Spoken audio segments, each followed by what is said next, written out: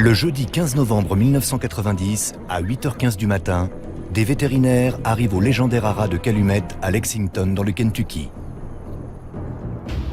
Là, ils découvrent le champion pur sang Alydar, étendu dans son box, sa jambe postérieure droite atrocement mutilée.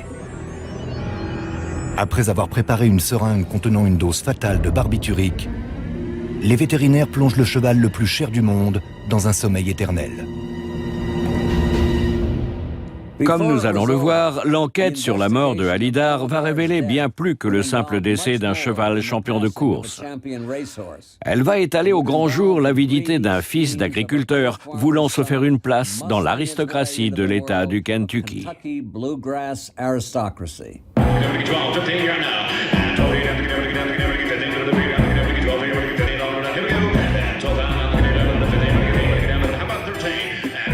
Les enchères de chevaux de Kinland à Lexington, dans le Kentucky, attirent les riches et les puissants du monde entier.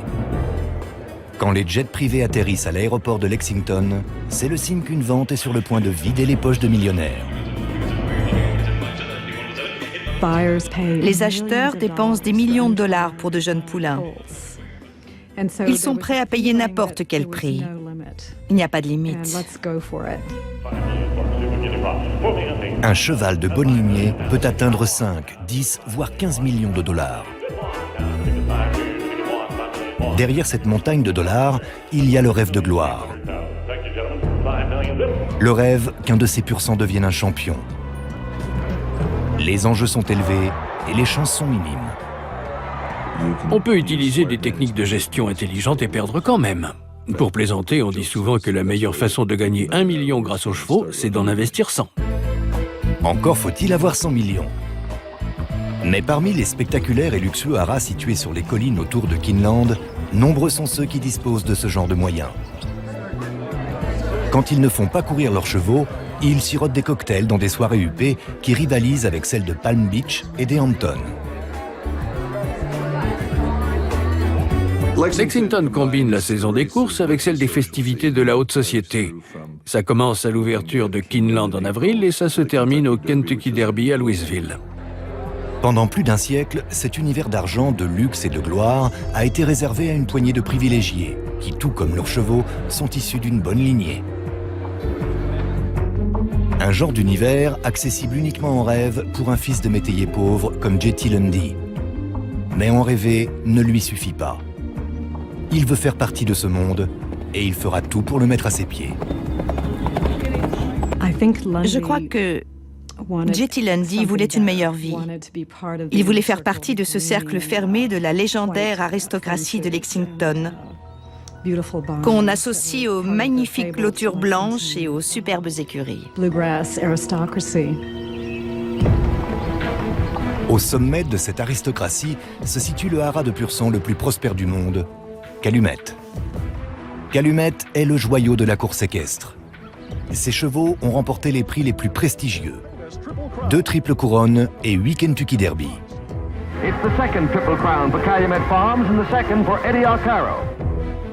Calumet était la quintessence du haras. On ne pouvait pas faire mieux. On peut comparer ça aux Yankees, au baseball. Leur cheval, Citation, a été le premier cheval à remporter 1 million de dollars à une course. La famille Wright, qui possède le haras, contrôle une fortune supérieure à 100 millions de dollars. Ils étaient les plus craints, les plus puissants financièrement, les plus talentueux, toujours au top. Personne ne pouvait rivaliser. Les clôtures blanches, le pâturin, les écuries rouges, les bâtiments, c'était d'une grande classe. Et des années 50 aux années 80, une grande partie de cette classe vient de la matriarche du haras, Lucille Wright Marquis. Madame Marquis était une dame vraiment unique. Elle venait d'une époque où les femmes portaient des gants blancs. Les dîners officiels, les déjeuners et les soirées mondaines faisaient partie intégrante de sa vie. La crème de la haute société, représentée par les Harden, les Whitney ou encore le prince Ali Khan, est fréquemment invitée au haras. Elle était considérée comme une grande mondaine. Elle connaissait tous les grands noms du métier. Lucille s'accroche aux traditions d'une époque distinguée et s'assure que Calumet reste un symbole fort de la classe et de l'opulence du Sud.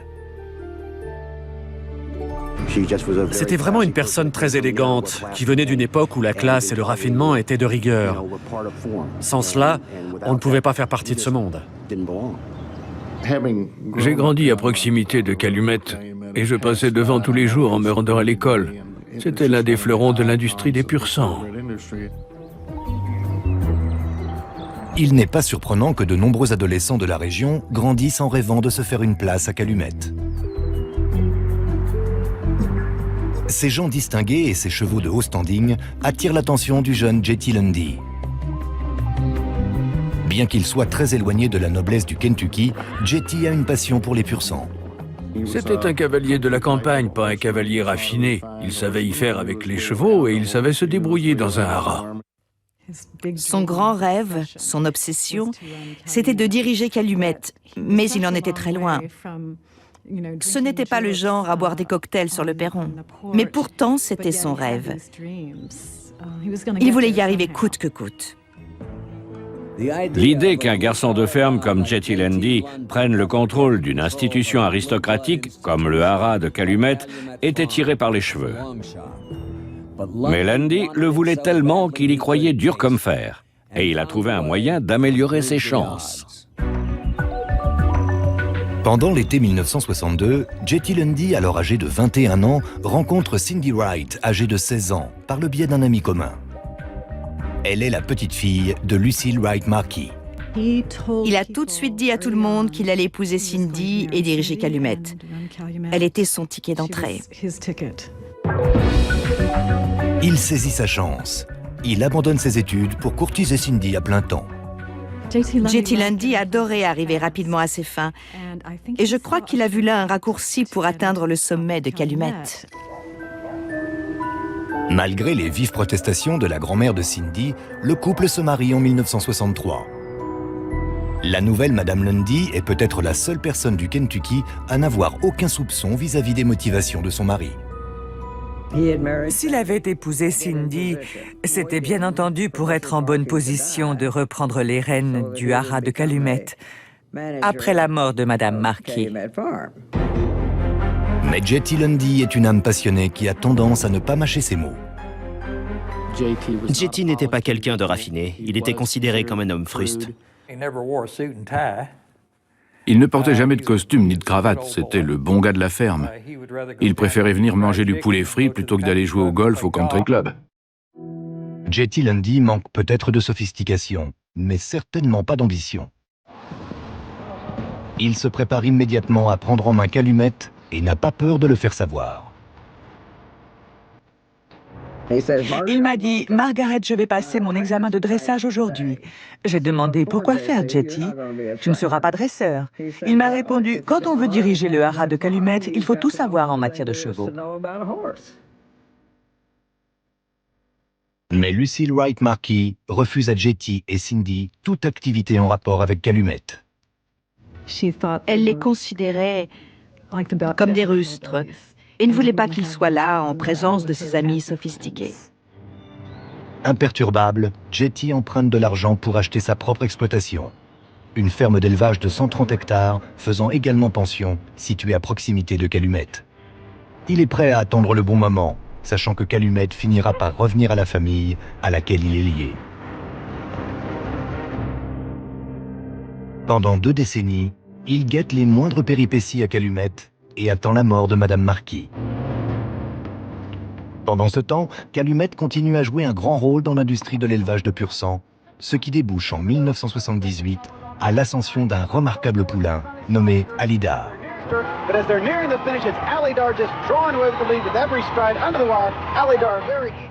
C'était un cheval majestueux. Il avait une allure royale et son tempérament collait parfaitement à son image. Alydar est une célébrité régionale. Sa rivalité avec Haute de cette année-là est restée dans les annales de l'histoire de la Triple Couronne. Ça a produit les plus grandes courses qu'on ait jamais vues en Amérique. Tout le pays les regardait s'affronter.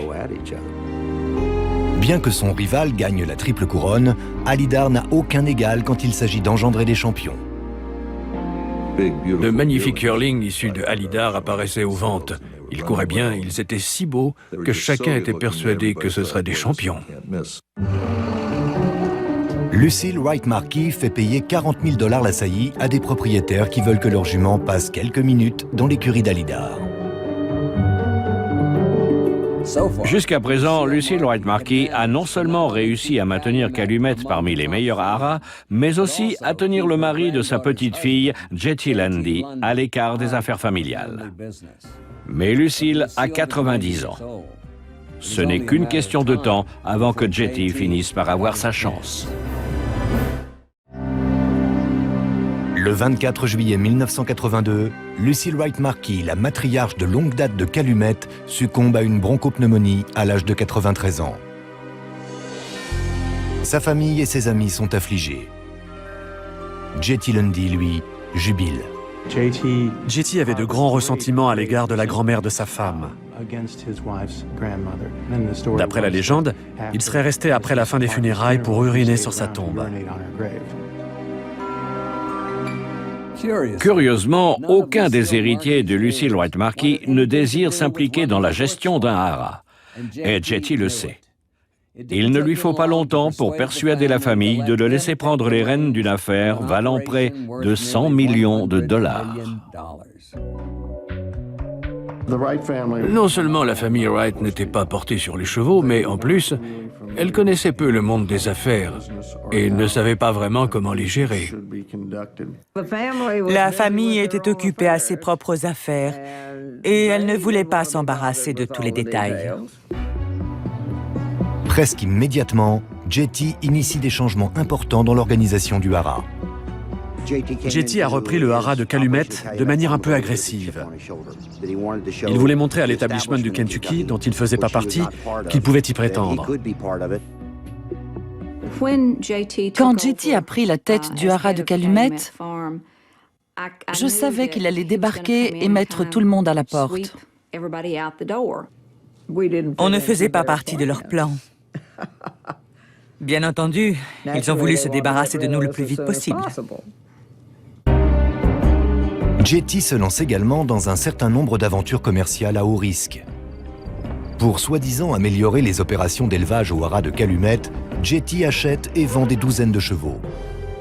Pour un seul étalon encore inexpérimenté, il dépense 25 millions de dollars.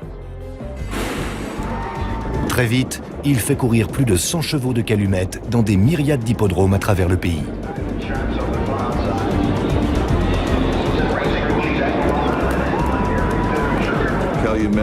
Calumet était le bastion conservateur de l'establishment.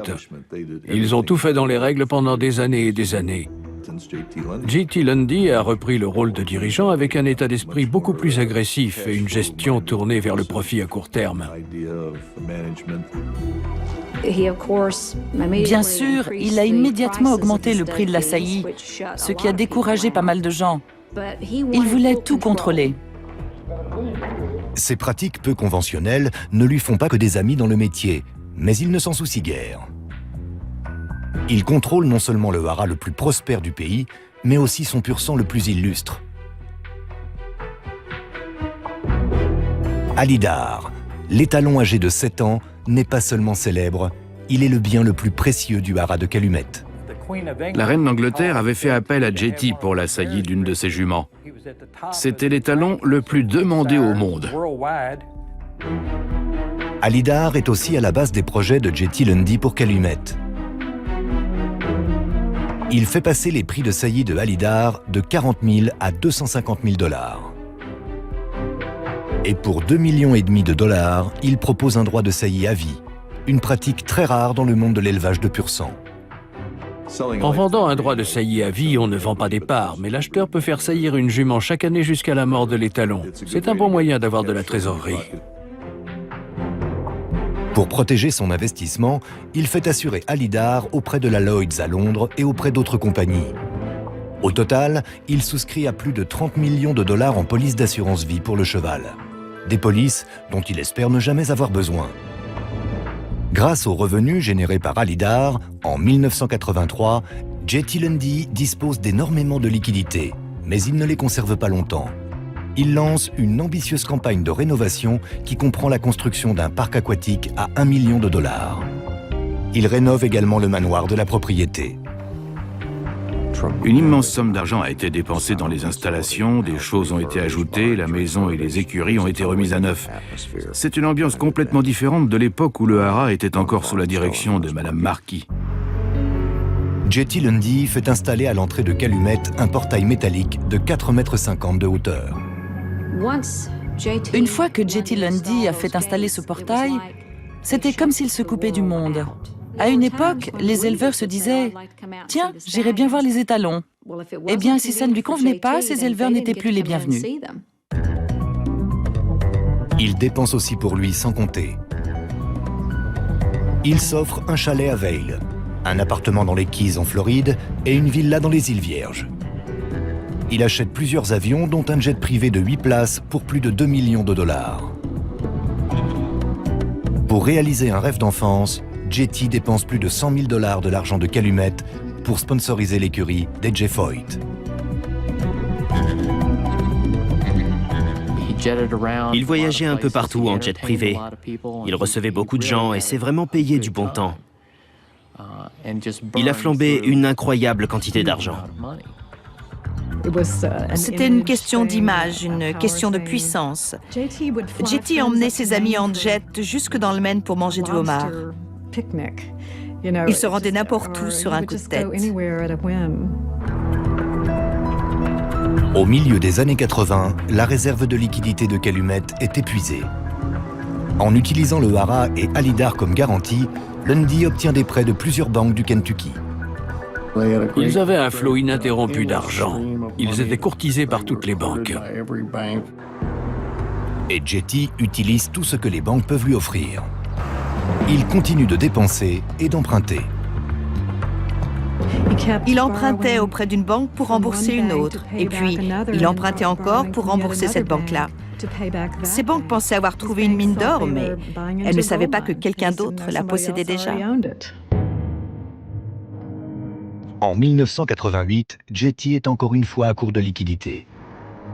Mais cette fois, les banques du Kentucky disent stop. Il n'avait pas vraiment le sens des affaires. Il a bradé tout ce que contenait le haras. C'était les rumeurs qu'on entendait dans le métier, et c'était inquiétant. Par le biais d'un ami commun du monde de l'élevage, Jetty Lundy rencontre un banquier du Texas du nom de Frank Chiak. Il est le vice-président de la First City National Bank de Houston et partage la passion de Jetty Lundy pour les courses de chevaux. Ils ont travaillé ensemble, car primo, Jetty Lundy et Calumet constituaient une affaire ayant trait aux chevaux de course. Et deuxio, Frank Chiak contrôlait une très grande institution financière. Il lui prête $50 millions. Attendez un instant. Voilà un type qui 3 ans plus tôt n'avait pas un sou en poche. Et voilà qu'il parvient à convaincre un banquier texan de lui prêter des millions de dollars pour un haras qui est déjà hypothéqué jusqu'au cou. Il y a forcément anguille sous roche. Jetty Lundy va alors entreprendre des mesures désespérées pour sauver Calumet. Le 20 septembre 1989, Jetty Lundy reçoit un mémorandum de 6 pages de Gary Matthews, directeur financier de Calumet. Selon Matthews, le haras a un passif de $100 millions de dette et enregistre un retard inquiétant sur les remboursements de prêts et d'assurances. Pendant 7 ans, Jetty Lundy a profité d'un pouvoir et d'une fortune au-delà de ses rêves les plus fous. Désormais, suite à sa gestion calamiteuse et ses dépenses colossales, le haras de Calumet, autrefois si puissant, est en train de s'écrouler. Prêt à tout pour des liquidités, Jetty Lundy se tourne à nouveau vers Frank Chiak et la First City National Bank de Houston. Malgré le premier emprunt de $50 millions non remboursé, Frank Chiak lui prête plusieurs autres millions et restructure le plan de remboursement de Calumet. Il semblerait que le haras soit sauvé. Mais en octobre 1990, alors que le FBI ouvre une enquête sur lui pour fraude, Frank Chiak démissionne soudainement. Les prêts dans lesquels Frank Chiak était impliqué étaient tous douteux et jamais remboursés. La nouvelle direction de la banque menace de saisir le haras de Calumet, laissant à J.T. Lundy seulement 4 mois pour réunir 15 millions de paiements d'intérêt. Comme si ça ne suffisait pas, l'une des compagnies d'assurance d'Alydar annonce qu'elle en a assez d'être flouée par Lundy et décide de ne pas renouveler la police d'assurance du cheval à 5 millions de dollars. J.T. Lundy est dos au mur. Ils avaient dépensé toutes les liquidités. Ils s'étaient fourrés dans une impasse et n'avaient plus rien à vendre. Le soir du 13 novembre 1990, le gardien de nuit de Calumet fait sa ronde habituelle. Quand il passe derrière le bureau principal du haras pour se rendre à l'écurie de Alydar, il remarque qu'un support métallique a été arraché à la porte de son box. À l'intérieur, il fait une découverte effroyable. L'étalon est étendu sur le sol, sa jambe postérieure droite est gravement blessée. J.T. Lundy et les vétérinaires de Calumet arrivent sur place en quelques minutes. Tom Dixon, un expert en sinistre, arrive peu après 22 heures. On était en présence d'une blessure très grave. On était là, figés, à regarder le meilleur au monde, et on se demandait si on pourrait sauver ce cheval, vu l'ampleur de la blessure. J.T. Lundy semble véritablement bouleversé et appelle le docteur Larry Bramlage, le chirurgien équin de Lexington de renommée mondiale. Monsieur Lundy était visiblement bouleversé. Au téléphone, il avait une voix blanche. Et bien qu'on lui ait parlé d'un pronostic très négatif, ses mots ont été « Mais c'est Alydar, il faut essayer ». J.T. Lundy prétend que Alydar avait mauvais caractère et ruait fréquemment contre la porte de son box. Il affirme que le cheval s'est coincé la jambe dans la porte et s'est blessé en luttant pour se libérer. Il avait une fracture et il avait un trou dans la peau avec la pointe d'un os qui ressortait. C'était déjà grave pour les humains, mais chez les chevaux, c'est encore pire. L'étalon blessé est placé sous sédatif et le chirurgien accepte de l'opérer. On a procédé à l'intervention chirurgicale assez rapidement. Dans la zone de sa blessure, on a inséré une petite plaque. Et ensuite, on a placé des broches le long de son os et on a incorporé le tout dans un plâtre en fibre de verre. Dans un premier temps, le cheval semble aller mieux. Il était parfaitement conscient. Tout s'était bien passé. Il a baissé la tête et a commencé à manger. Tout le monde était content car on venait de franchir un nouvel obstacle. Le docteur Bramlage et Tom Dixon quittent le haras soulagés. Ils n'iront pas très loin. Le docteur Bramlage était parti, mais il n'avait même pas atteint le portail du haras quand il a reçu un coup de téléphone lui disant de revenir rapidement parce que Alydar avait un problème. Alydar vient de s'écrouler à nouveau. Il a essayé de se déplacer dans le box et il est tombé sur son plâtre. Cette fois, il s'est fracturé l'os du fémur.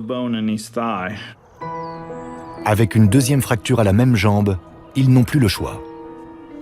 Ils attendaient mon feu vert car je représentais les compagnies d'assurance. Ils ont dit qu'il n'y avait qu'une chose à faire, alors j'ai répondu « Allons-y ». Alors que le grand champion Alydar est étendu dans son box, souffrant ostensiblement, il est euthanasié. À ce moment-là, il était étendu par terre et il n'y avait plus qu'à lui donner une surdose d'anesthésique. Le 15 novembre 1990, Alydar est enterré sur une colline surplombant les clôtures blanches et les champs vallonnés de Calumet. La nouvelle de sa mort fait l'effet d'une bombe dans l'univers des pur-sang. Quand un étalon de sa grandeur, dans la fleur de l'âge, meurt jeune, relativement jeune, ça crée un certain émoi au sein de la communauté des éleveurs de pur-sang. C'était la nouvelle la plus importante de la semaine et probablement de l'année. Immédiatement après la nouvelle, surgit une rumeur. Les soupçons selon lesquels Alydar aurait été tué pour l'argent de l'assurance ont commencé dès le premier jour. La mort de Alidar était bien entendu entourée de mystères. Ça a été un tel choc dans la communauté que les gens ont dit « Comment est-ce que ça a pu arriver ?» La dernière pelletée de terre ayant à peine recouvert la tombe de Alidar, Jetty Lundy remplit déjà des demandes pour être indemnisé auprès des compagnies d'assurance. Et les rumeurs sur les problèmes de Calumet et le désarroi de Jetty Lundy commencent à envahir les collines du Kentucky. Des agents fédéraux vont alors tenter de pénétrer le petit monde très fermé des courses de pur sang pour découvrir la vérité sur la mort de Alidar. Nous sommes en décembre 1990, un mois après la mort de Alidar. Jetty Lundy fait des demandes d'indemnisation pour un total de plus de 30 millions de dollars. Une somme dont il a désespérément besoin pour empêcher les banques de saisir le haras de Calumet.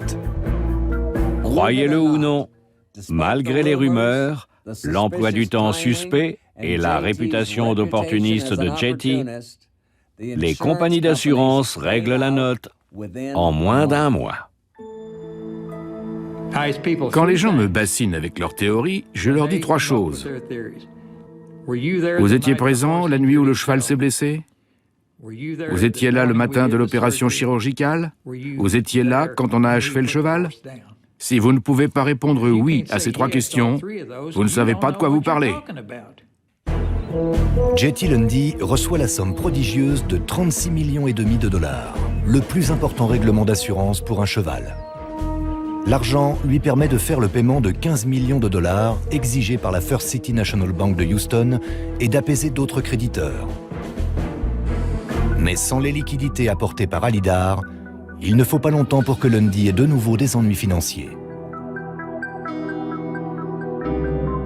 On a étudié les comptes et on a vu qu'il n'y avait pas d'argent, pas de liquidité. Le 3 avril 1991, Jetty Lundy démissionne brutalement de son poste de président de Calumet et quitte Lexington définitivement. C'était comme si M. Lundy avait baissé les bras en disant « Je laisse tomber, ce n'est pas ma faute ». Mais alors, c'était la faute de qui? L'histoire de Jetty Lundy et de Calumet semble terminée. Mais le fantôme de Alidar va hanter Lundy pendant les 10 années à venir. Le 11 juillet, seulement 3 mois après que Lundy l'a abandonné, Calumet, le haras le plus célèbre au monde, dépose le bilan. Les chevaux sont vendus et des projets sont établis pour vendre aux enchères la propriété de 335 hectares. Avant que Jetty ne le reprenne, le haras possédait 93 millions de dollars d'actifs. Quand le haras a fait faillite en 1991, un peu plus de 10 ans plus tard, il affichait un déficit de 165 millions de dollars. On peut résumer la tragédie du haras de Calumet en un mot, stupidité. On peut y ajouter un peu d'avidité et certainement de très mauvaises décisions de gestion. Jetty Lundy ainsi que les héritiers de la famille Wright, autrefois parmi les plus riches du Kentucky, sont tous ruinés. Cindy Lundy demande le divorce. Ils lui ont fait entièrement confiance pour gérer leurs affaires. Et malheureusement, ils ont coulé avec lui. En 1996, Jetty Lundy est quasiment à la rue. Il est allé en Floride, on l'a aperçu dans la région d'Ocala. Il aurait vécu dans la sellerie d'une écurie. Vivre dans une écurie n'est pas le principal souci de Jetty Lundy. Cette année-là, les agents fédéraux rouvrent leur enquête sur les magouilles à la First City Bank, avec notamment l'énorme prêt sans garantie à Jetty Lundy. Ça paraissait étrange, et la question qu'on pouvait se poser, c'était pourquoi une banque du Texas aurait fait un énorme prêt à un haras du Kentucky. Julia Hyman Tomala et Jem Powers, procureurs du gouvernement, sont chargés du dossier. En fouillant dans les archives de la First City National Bank de Houston, un nom ressort sans cesse, Alidar. Quand on a étudié le cas du haras de Calumet, on a pu déterminer que Frank Chiac avait autorisé un prêt de 50 millions de dollars et que la garantie principale, c'était Alidar. Ils n'avaient fait aucun remboursement significatif sur cette dette de plus de 50 millions de dollars depuis qu'elle avait été contractée en 1988. Et puis en 1991, ils ont fait un énorme paiement. Il s'est avéré qu'il provenait du produit de l'assurance vie de Halidar. Plus les enquêteurs creusent, plus ils se posent de questions. On s'est mis à soupçonner lourdement que le cheval avait été blessé intentionnellement. Or, la personne qui avait intérêt à ce que ça se produise n'était autre que Jetty Lundy. Les agents fédéraux semblent enfin s'attaquer aux combines de Lundy. Et qui que vous soyez, quand les enquêteurs fédéraux se mettent à fouiller dans votre passé, ce n'est jamais bon signe. Mais au moment où les procureurs semblent enfin tenir Jetty Lundy, il parvient encore une fois à s'en sortir. À l'été 1997, des enquêteurs fédéraux se rendent à Lexington à la recherche de pistes sur la mort mystérieuse de Halidar. Les enquêteurs sont déterminés à prouver que la mort de Halidar est un meurtre commis par désespoir. Mais ils sont frustrés de voir que tout le monde ne voit pas les choses de cette manière. On a posé la question pour savoir s'il aurait été possible que quelqu'un ait provoqué volontairement la fracture à la jambe d'Halidar. Je n'y ai pas cru à l'époque, et je n'y crois toujours pas aujourd'hui. Pour moi, c'était un accident. Les enquêteurs semblaient convaincus que Jetty Lundy avait tué le cheval pour l'argent de l'assurance. Mais s'il était impliqué dans quelque chose de ce genre, alors cette nuit-là, il aurait mérité un Oscar et un Emmy pour son interprétation. Les gens du coin réfutant leurs allégations, les agents fédéraux se tournent vers un expert externe, George Pratt, professeur au MIT. Ma conclusion de base, c'est que le support métallique retrouvé dans l'allée avait été mis là pour brouiller les pistes. Si Halidar avait arraché ses vis en tapant depuis l'intérieur du box, le bord du métal aurait pointé vers l'extérieur du box. En réalité, le bord du métal pointait plus ou moins vers l'intérieur du box. Son rapport conclut que la blessure de Halidar n'a pas pu être provoquée par des ruades. Ce n'était pas une porte légère. J'ai calculé la force nécessaire pour arracher ses vis. Un cheval n'en aurait pas été capable. George Pratt et les enquêteurs ont une idée assez précise de la façon dont Halidar a pu se blesser. Quelqu'un a dû enrouler une corde autour de sa jambe arrière, la faire passer à travers le box au-dessus de la porte, puis tirer la jambe vers le haut pour faire tomber le cheval. Beaucoup de vétérinaires m'ont dit que pour avoir une fracture en spirale comme celle de Halidar, un cheval doit au moins être percuté par un camion. Alors c'est évident qu'il n'a pas simplement donné un coup de sabot contre la porte du box. Il a dû se passer autre chose. Mais toutes ces théories ne sont que pure spéculation. Il n'y avait aucune preuve directe de la blessure en elle-même, car tout avait été détruit. N'ayant guère plus à se mettre sous la dent, les enquêteurs retournent dans le Kentucky pour tenter de dénicher quelqu'un susceptible de parler. Ils finissent par retrouver Alton Stone, le gardien de nuit qui était de garde la nuit où Halidar s'est blessé. Il travaillait sur un chantier à Bardstown dans le Kentucky. Je lui ai dit qui j'étais. Vu son attitude et sa réaction, c'était clair qu'il cachait quelque chose. Au cours de l'entretien, Alton Stone révèle des faits troublants. On a fini par apprendre qu'il n'était même pas supposé être de garde cette nuit-là. Le fait qu'Alton Stone soit là au lieu de Harold Kipp, le gardien de nuit habituel, c'était vraiment suspect. Les agents le prennent en flagrant délit de mensonge. Alton Stone a fait clairement comprendre que c'est lui qui avait trouvé Halidar dans cet état. Il a décrit le cheval transpirant, en détresse. Il a vraiment dépeint toute la scène de façon très dramatique. Et pourtant, peu de temps après, on a découvert que ce n'est pas lui qui a découvert Halidar. Il est clair que Alton Stone ne dit pas aux enquêteurs tout ce qu'il sait. Je crois qu'Alton était hanté par ce qui s'était passé cette nuit-là.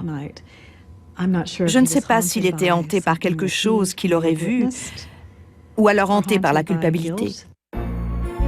Les enquêteurs interrogent Alton Stone sur l'implication de Jetty Lundy, mais il affirme qu'il ne sait pas vraiment ce qui s'est passé cette nuit-là. Monsieur Stone a été interrogé sur ces événements. Il a répondu en faisant des déclarations contradictoires dont certaines étaient forcément fausses. Non seulement il faisait un faux témoignage devant le grand jury, mais en plus, il entravait le déroulement d'une enquête préliminaire en cours. En janvier 1998, les procureurs du gouvernement le mettent en examen pour parjure. Que quelqu'un soit poursuivi pour ce motif par un tribunal fédéral, c'est très inhabituel. C'était une façon pour le gouvernement de mettre la pression sur M. Stone. Lors de ce procès pour parjure, Alton Stone ne craque toujours pas. Il est reconnu coupable et condamné à une peine de 5 mois de prison. Qui sait? Peut-être que Jetty Lundy a payé Alton Stone. Mais les procureurs ne vont pas s'arrêter là. Ils repartent à Houston et élaborent un nouveau plan d'attaque. En mars 1999, un grand jury fédéral décide de la mise en examen de Jetty Lundy pour fraude bancaire en relation avec la First City National Bank. Quand le procès de Jetty Lundy commence le 19 janvier 2000, il est confiant. La tactique de défense de Jetty Lundy était simple. Elle consistait à dire « Je suis un simple marchand de chevaux. Effectivement, j'ai fait quelques affaires à côté avec Frank Chiac, mais elle n'avait rien à voir avec le prêt. »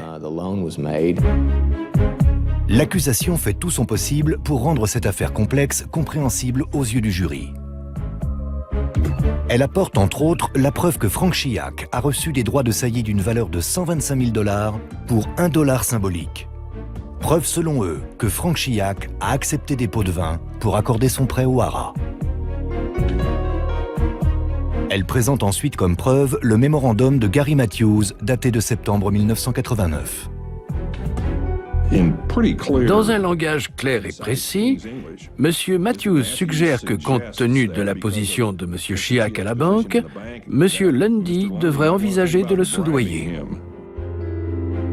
Le contre-argument de la défense est étrange, et c'est le moins qu'on puisse dire. Elle affirme que Jetty Lundy n'était pas assez intelligent pour perpétrer un acte de corruption ou de fraude. La stratégie de défense de Lundy a été de dire qu'il avait été trompé par Frank Chiac, que Jetty Lundy était quelqu'un de gentil et de bien intentionné, mais bête comme ses pieds. Persuadé qu'il sera acquitté, Jetty Lundy ne vient même pas à la barre. Mais quand les jurés se retirent pour délibérer le 7 février 2000, il leur faut moins de 2 heures pour le juger coupable. L'acharnement des agents fédéraux contre Jetty Lundy a fini par payer. La prison semble lui pendre au nez, mais il est inculpé pour escroquerie et non pour avoir tué Alidar. Après la lecture du verdict, il a paru joyeux, comme s'il s'attendait à ce que les choses finissent par s'arranger et que tout allait bien se passer. Mais lors de l'énoncé de sa peine, Jetty Lundy va avoir une énorme surprise. Dans un tribunal fédéral, Jetty Lundy attend la sentence d'un juge suite à sa condamnation pour escroquerie bancaire, corruption et association de malfaiteurs. Mais avant que la sentence ne soit prononcée, les procureurs de l'affaire Lundy annoncent qu'ils n'en ont pas encore fini avec lui. Les procureurs sont satisfaits d'avoir coincé Jetty Lundy pour escroquerie. Cependant, ils sont furieux de ne pas avoir pu lui faire endosser la mort de Alidar. Mais au moment de la sentence de son procès, ils finissent par trouver la solution. Dans un tribunal fédéral, juste avant que le juge ne prononce la peine, les procureurs ont la possibilité de présenter un témoignage sur la personnalité de l'accusé. Les procureurs ont prévu de prouver au juge que Lundy était coupable d'escroquerie bancaire, d'association de malfaiteurs et de corruption, mais aussi du meurtre d'un pur sang légendaire, uniquement pour toucher l'argent de l'assurance. Pour le prouver, le gouvernement présente les résultats des tests réalisés sur la porte du box de Alidar, montrant que la blessure n'a pas pu se produire de la façon dont l'affirme Lundy. Ils ont fait du bon boulot en montrant qu'il restait pas mal de questions sans réponse, au vu des circonstances entourant la mort de ce cheval. Notamment certaines preuves concrètes qui ne correspondaient pas à la version officielle. Pourquoi l'avoir tué? Pour l'argent de l'assurance, il s'agissait quand même de 36,5 millions de dollars versés immédiatement. En fait, il s'agit de preuves indirectes. Mais comme on l'a spécifié lors du verdict, c'est accablant. Et aux yeux de la loi, une preuve indirecte est aussi valable si ce n'est plus qu'une preuve directe. Les procureurs sont persuadés qu'en le décrivant comme un tueur ayant agi de sang-froid, Lundy sera condamné plus lourdement. Mais le juge déclare que l'accusation n'a pas donné de preuves irréfutables. Il a conclu que les circonstances étaient très suspectes. Il a convenu qu'il y avait un mobile et une opportunité. Dans sa déclaration publique, il a dit que les circonstances entourant la mort du cheval étaient très suspectes, mais qu'il n'était pas convaincu à 100% que M. Lundy était responsable de la blessure du cheval. Les procureurs sont anéantis. Confortablement assis, J.T. Lundy semble s'en tirer à bon compte. Arrive alors l'incroyable peine. Le juge le condamne à 4 ans d'incarcération dans un pénitencier fédéral, le double de Gary Matthews, ancien directeur financier de Calumet, poursuivi pour les mêmes raisons. J.T. est sonné par cette peine. Il était stupéfait. Quand la peine a été prononcée, tout à coup, ça n'allait plus. Aujourd'hui, J.T. Lundy vit à l'écart des terres somptueuses du haras de Calumet. Il réside actuellement à la prison fédérale de Pensacola, en Floride. Étant donné la durée de prescription de 10 ans concernant les fraudes en matière d'assurance, de futurs chefs d'accusation à son égard sont peu probables. La mort de Halidar restera un mystère. L'enquête a été poussée aussi loin que pratiquement n'importe quelle affaire de meurtre commise sur une personne. C'est dire à quel point il était important et nécessaire d'essayer de connaître la vérité. Malgré ça, je pense qu'on ne la connaîtra jamais.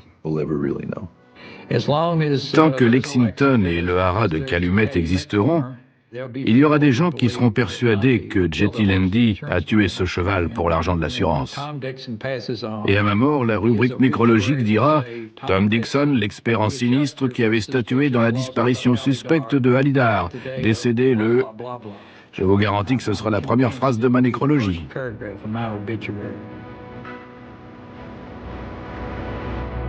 J.T. Lundy a joué gros. Son avidité a failli anéantir le haras le plus célèbre de l'histoire du hippisme et a peut-être coûté la vie à sa star la plus adulée. S'il moisit aujourd'hui dans une prison fédérale, c'est qu'il n'a eu que ce qu'il méritait. Ici Dominique Dunn, merci de nous avoir suivis. There is an inherent illusion in the concept of geographical isolation. We often equate remote territories with safety, harboring a quiet belief that vast distances from the sprawling, interconnected mainlands of the world somehow dilute the capacity for human violence. American Samoa, an unincorporated territory of the United States situated deep within the vast expanse of the South Pacific Ocean, is a place defined by its breathtaking natural beauty and its deep-rooted, close-knit communal structures. It is a jurisdiction where the law operates within a unique framework, blending the stringent codes of the American judicial system with the profound cultural legacies of the island. In such an environment, major violent crimes are not just statistical anomalies, they are profound ruptures in the social fabric. When a life is violently taken here, the shockwave does not merely dissipate into the anonymity of a crowded metropolis. Instead, it echoes, lingering in the courtrooms, the historical archives, and the collective memory of the territory. This is the story of one such catastrophic rupture, a narrative not of a complex, premeditated conspiracy, but of a sudden, explosive descent into brutality that occurred on a day that began entirely without warning. October the 12th, 1994. On this day, the quiet routine of the island was irreparably shattered by an act of sheer, unadulterated violence, a confrontation that would leave one man dead, another behind bars for decades, and a legal system grappling with the true financial and moral cost of human agony. The victim in this grim narrative is Daniel Kingset. The historical records and the cold, unyielding language of legal documents often strip away the humanity of those who perish in violent circumstances, reducing them to mere names on a forensic report or a plaintiff listed on a civil suit. Yet, It is imperative to anchor our understanding of this tragedy in the reality that Daniel Kingset was a living individual whose existence was violently and unfairly extinguished. The pure, terrifying fact is that his life was interrupted abruptly, not by illness or natural disaster, but by the deliberate and malicious actions of another human being. The events that culminated in his death emerged from a spontaneous, explosive clash. It was an unforeseen altercation, a sudden eruption of severe hostility between Kingset and a man named Jack Talika. The nature of sudden, brawling violence is perhaps the most deeply unsettling aspect of human behavior. It suggests a razor-thin boundary between civility and savagery, a line that Talika crossed with devastating finality on that October day. In the heat of this sudden conflict, Jack Talika made a conscious, irreversible decision to escalate the hostility to a lethal threshold. The physical confrontation quickly devolved into a fiercely one-sided onslaught. The details preserved in the forensic analyses and subsequent court testimonies paint a harrowing, visceral picture of the attack. Talika, consumed by an aggressive impulse, armed himself with a heavy, blunt object. With immense force and malicious intent, Talika brought this weapon down directly upon Daniel Kingset's head. This initial strike was catastrophic. A severe blunt force trauma to the head is an instantaneous assault on the brain's delicate neurological network. The impact would have been incredibly jarring, causing immediate and overwhelming disorientation. The sheer kinetic energy transferred by the heavy object resulted in severe trauma, plunging Kingset into a state of acute dizziness and physical shock. In a fraction of a second, the victim was stripped of his equilibrium, his spatial awareness, and most crucially, his fundamental ability to defend himself. He was entirely incapacitated, his body's natural defensive mechanisms completely neutralized by the devastating blow. If the violence had ceased at this juncture, the legal and moral dimensions of the incident might have been profoundly different. However, the true horror of Jack Talika's actions lies in what transpired after Daniel Kingset had physically fallen. With the victim collapsed, completely helpless, and stripped of his capacity to resist, the confrontation should have definitively ended. The physical threat was entirely neutralized. Yet, Talika's aggression did not subside. Instead, it mutated into something far more intimate, precise, and deadly.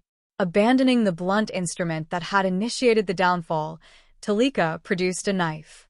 The transition from blunt force trauma to the use of an edged weapon represents a terrifying psychological shift. It marks a clear transition from mere incapacitation to a deliberate effort of annihilation. Standing over the defenseless Kingset, Talika unleashed a flurry of strikes, plunging the blade repeatedly into the victim's body. Each thrust of the knife was an escalation of violent intent, a deliberate action aimed at causing maximum biological damage.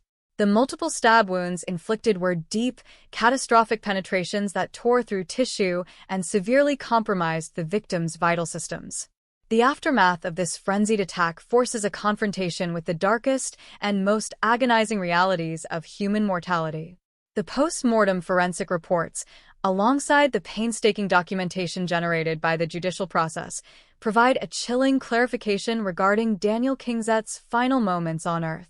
He did not experience the small mercy of an instantaneous death. The combination of the severe traumatic brain injury from the blunt object and the catastrophic internal damage from the multiple stab wounds initiated a rapid, yet distinctly perceivable, physical decline. Kingset was subjected to acute blood loss, draining his circulatory system of the oxygen required to sustain life. Concurrently, his body went into hemorrhagic shock, a critical state where the organs begin to shut down due to the massive physical trauma sustained during the assault. However, the most haunting element of this medical reality, an element that would later become the central pillar of an unprecedented legal battle, is the undeniable fact that consciousness did not immediately flee Daniel Kingset. For several agonizing minutes after the violent assault ceased, he remained alive. He was trapped in a rapidly failing body, fully experiencing the catastrophic damage inflicted upon him by Talika. The courts would later formalize this harrowing period as extreme pain and suffering, but those sterile legal terms barely capture the profound psychological terror of those final moments.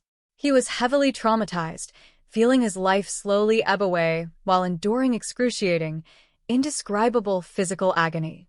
It is a horrifying window into extreme human vulnerability, knowing that the victim was acutely aware of his own demise, entirely powerless to stop it, and suffering immensely before finally succumbing to the trauma and slipping away.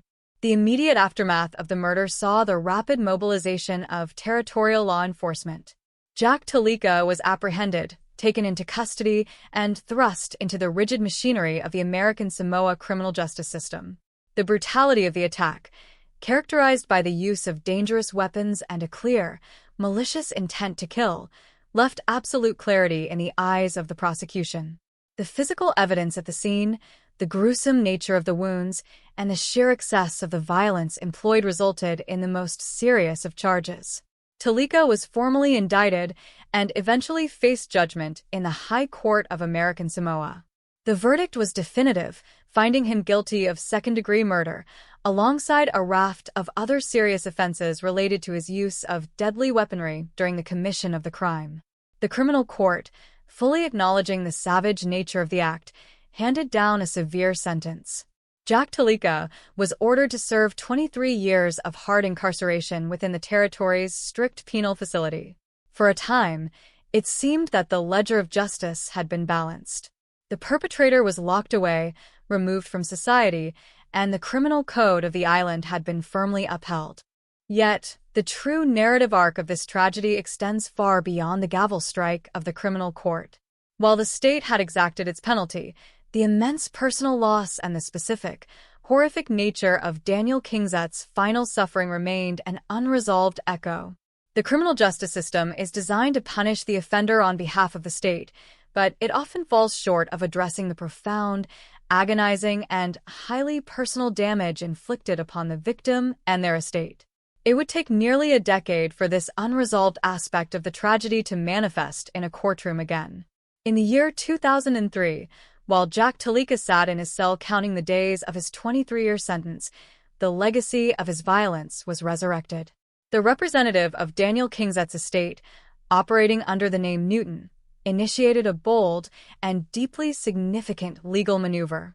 They filed a civil lawsuit directly against the imprisoned Talika, seeking financial damages for the wrongful death and, most importantly, for the specific, documented agony the victim endured before drawing his last breath. This transition from a criminal prosecution to a civil litigation marks a fascinating and critical juncture in the history of the island's jurisprudence. The civil court was not asked to determine Talika's guilt, as that fact had already been established beyond a reasonable doubt years prior. Instead, the highest civil authority in American Samoa was tasked with quantifying the seemingly unquantifiable. They were asked to place a value on the sheer terror, the profound physical pain, and the acute suffering that Daniel Kingsett experienced as he lay dying on that October day in 1994. The legal mechanism at play here was the pursuit of punitive damages, a specific type of financial penalty designed not merely to compensate the victim's estate, but to severely punish the defendant for conduct deemed exceptionally egregious, cold-blooded, and malicious by the standards of civilized society. The civil action taken by the estate highlighted a critical philosophical distinction in the pursuit of justice. The criminal trial was an action taken by the government to maintain societal order. The civil suit, however, was a profoundly personal endeavor. It was a mechanism through which the surviving representatives of the victim could directly confront the perpetrator, utilizing the power of the civil judiciary to demand total accountability for the sheer malice of the act. The pursuit of $50,000 in punitive damages was not a matter of mere financial enrichment. It was a symbolic and practical effort to ensure that the complete scope of Jack Talika's barbarity was legally recognized. The court eventually ruled decisively with a default judgment, implying that the overwhelming weight of the evidence regarding the victim's suffering was so unassailable that the court could rule definitively even without the active defense of the incarcerated perpetrator. The enduring significance of this case within the legal framework of American Samoa cannot be overstated.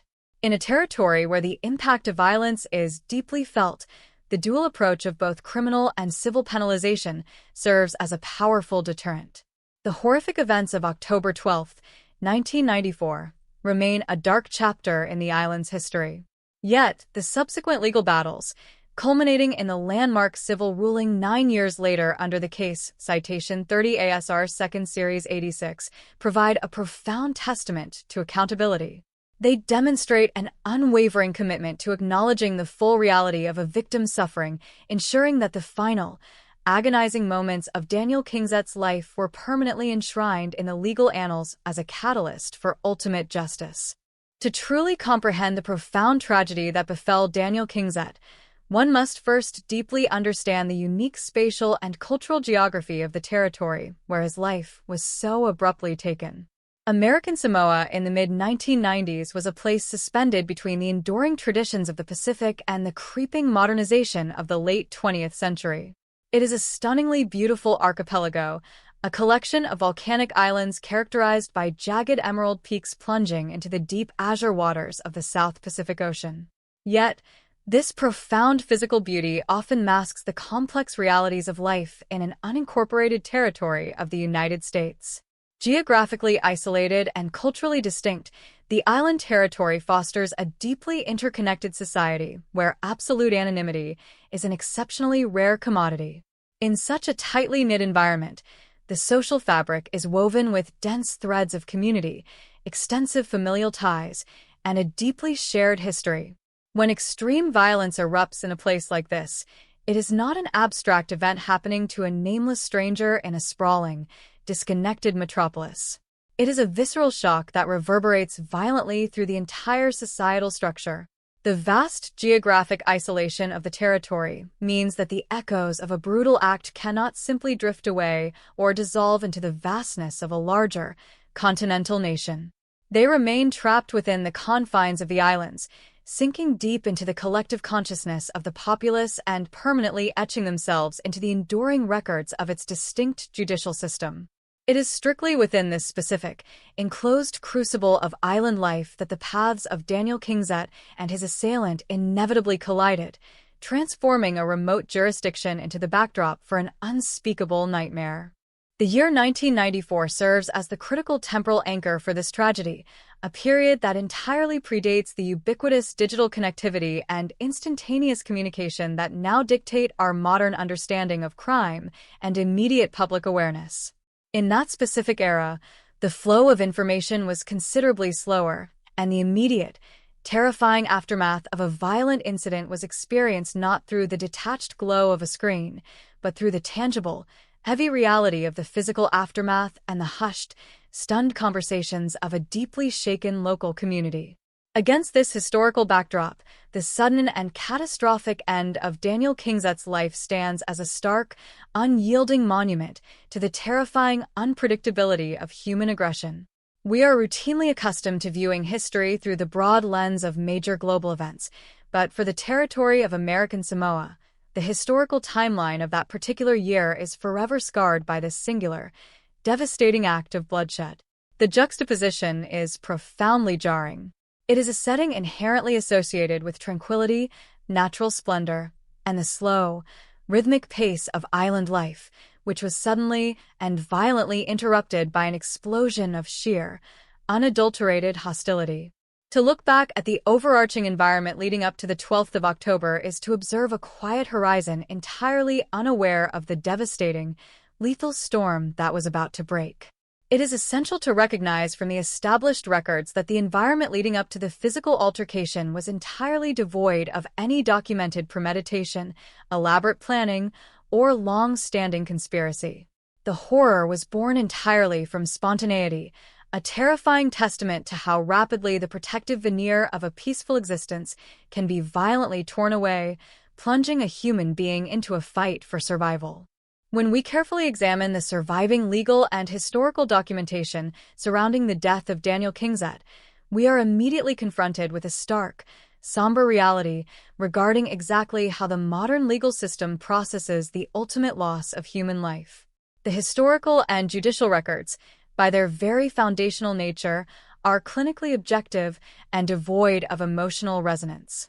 They meticulously detail the physical mechanics of the crime, the specific legal statutes that were violated, and the subsequent penal and financial consequences imposed upon the guilty party. However, this rigorous institutional objectivity often inadvertently strips the victim of their complex, multidimensional humanity, effectively reducing them to a mere name permanently attached to a forensic autopsy report or a formal plaintiff listed in a posthumous civil court filing. The available, verified facts concerning Daniel Kingzett do not provide us with an extensive personal biography, a detailed character study, or an intimate, granular portrait of his daily life on the island territory.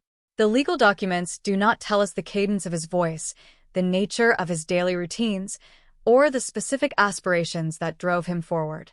Yet, it is an absolute imperative that this distinct absence of exhaustive personal data must never be misconstrued as an absence of intrinsic human significance.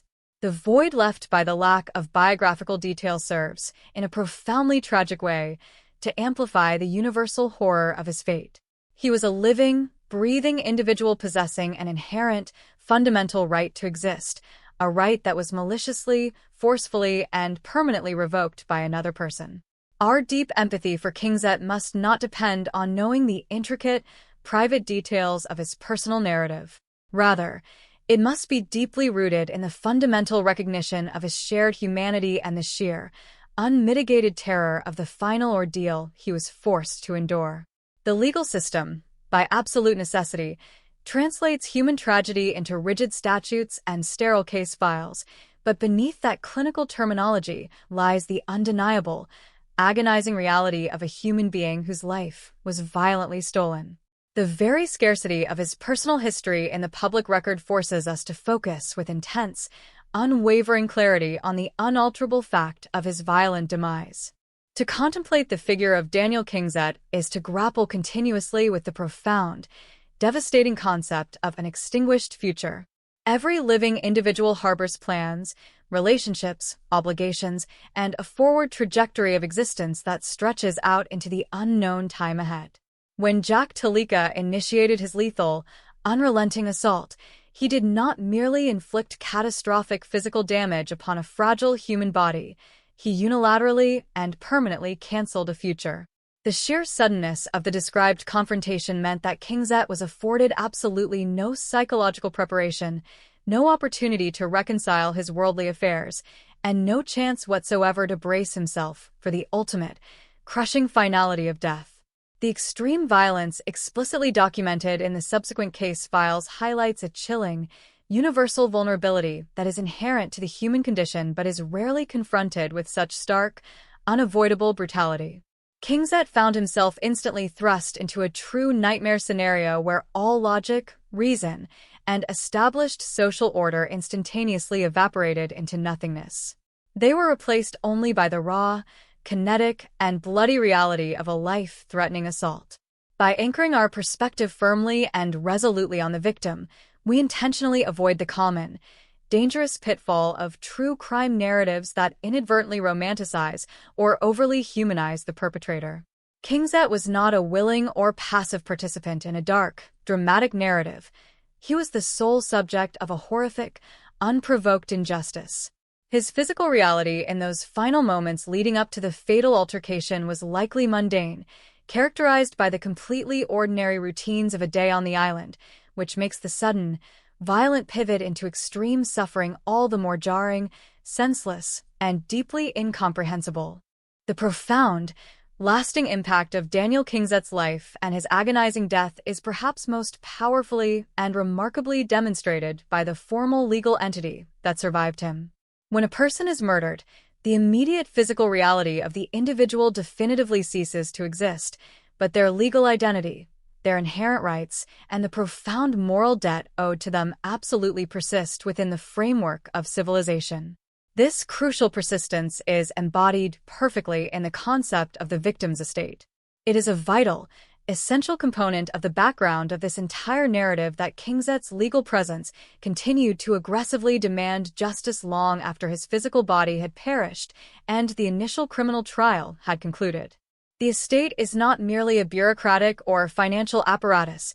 It is the lingering, demanding legal shadow of the victim, standing firmly before the court to ensure that the complete, unvarnished truth of the incident is formally recognized. The eventual emergence of his estate, officially represented by the figure identified strictly in the legal records as Newton, reveals a powerful, institutional refusal to let the initial brutality of 1994 become the final, unexamined word on the matter. The undeniable fact that this specific legal entity stood completely ready to act, initiating complex litigation nearly a full decade after the actual murder, speaks to a deeply entrenched, underlying demand for comprehensive societal accountability. It highlights, with absolute clarity, that Daniel Kingset was not an isolated, insignificant entity whose tragic passing could be neatly, quietly swept under the rug of an initial criminal conviction and a standard prison sentence. He possessed formal legal standing, he possessed dedicated representation, and his documented suffering was deemed legally significant enough by the territory to warrant a completely separate, grueling judicial process years down the line. The very existence of this estate acting tirelessly on his behalf is a profound testament to the enduring, undeniable weight of his life and the monumental, staggering scale of the intentional wrong committed against him by Jack Talika. Understanding the deep background of the incident also requires a very careful, analytical examination of the specific nature of the confrontation itself, precisely as it is described in the sterile legal summaries. The foundational records repeatedly emphasize that the fatal clash between Daniel Kingset and Jack Talika was simultaneously spontaneous and extremely violent. This specific, twofold characterization is absolutely crucial for accurately setting the psychological stage. A truly spontaneous altercation that results in a fatality within a close-knit island community carries a vastly different psychological and sociological weight than a meticulously premeditated assassination or a crime occurring in the forgotten, dark shadows of an anonymous city. It implies a sudden, terrifying, and explosive failure of basic social containment and human restraint. It suggests a terrifying scenario where two individuals, moving normally through the shared, limited geographic space of American Samoa, intersected in a manner that rapidly, uncontrollably deteriorated past any point of verbal conflict or minor physical struggle. The situation instantly crossed the absolute threshold into the realm of lethal force. The general atmosphere in the hours or minutes just before the physical incident would have given absolutely no indication of the impending, catastrophic violence. The completely mundane reality of the day was entirely, permanently severed by an unpredictable escalation of hostility. This sheer suddenness exponentially amplifies the overarching tragedy for the victim. Daniel Kingset was drawn violently into a deadly vortex without any prior warning, entirely forced to confront an immediate, lethal threat that materialized essentially out of the ether of an otherwise ordinary day. The sheer, terrifying unpredictability of the attack is a central, load-bearing pillar of the horror in this case. It underscores, with devastating effectiveness, exactly how swiftly and irrevocably the delicate fabric of a human life can be torn apart by the sudden, unrestrained manifestation of another person's absolute aggression. As the historical timeline inexorably and quietly pushed toward the 12th of October, 1994, all the necessary elements for this localized disaster were unknowingly, silently aligning. The strict geographical confinement of the American Samoa territory, the fragile, expected peace of a typical island day, and the impending, incredibly volatile physical intersection of Daniel Kingset and Jack Talika were moving steadily toward a terrifying, bloody singularity. The factual background of this specific case is not filled with elaborate, cinematic criminal conspiracies, complex financial motives, or long-simmering, generational blood feuds that leave an extensive, highly visible paper trail. Instead, the verified background is fundamentally defined by a chilling, absolute normalcy. It is a standard baseline of everyday human life that makes the subsequent, sharp deviation into extreme, torturous violence so profoundly shocking to the observer. It is completely imperative to hold firmly onto this precise image of peaceful normalcy when considering the ultimate fate of the victim. Daniel Kingset was simply existing within the standard, expected parameters of human life right up until the exact, fateful moment he was violently, forcefully ripped from them. By strictly stripping away any fictionalized context, invented dialogue, or speculative emotional backstory, we are left staring directly at the purest, most terrifying essence of this true crime tragedy. We are forced to confront the absolute, undeniable fragility of human life when it is placed directly in the face of sudden, overwhelming, and thoroughly malicious intent. The historical stage was set not by grand, orchestrated design, but purely by tragic circumstance, allowing for a horrific display of physical brutality that would echo continuously through the high courtrooms of the territory for the next decade.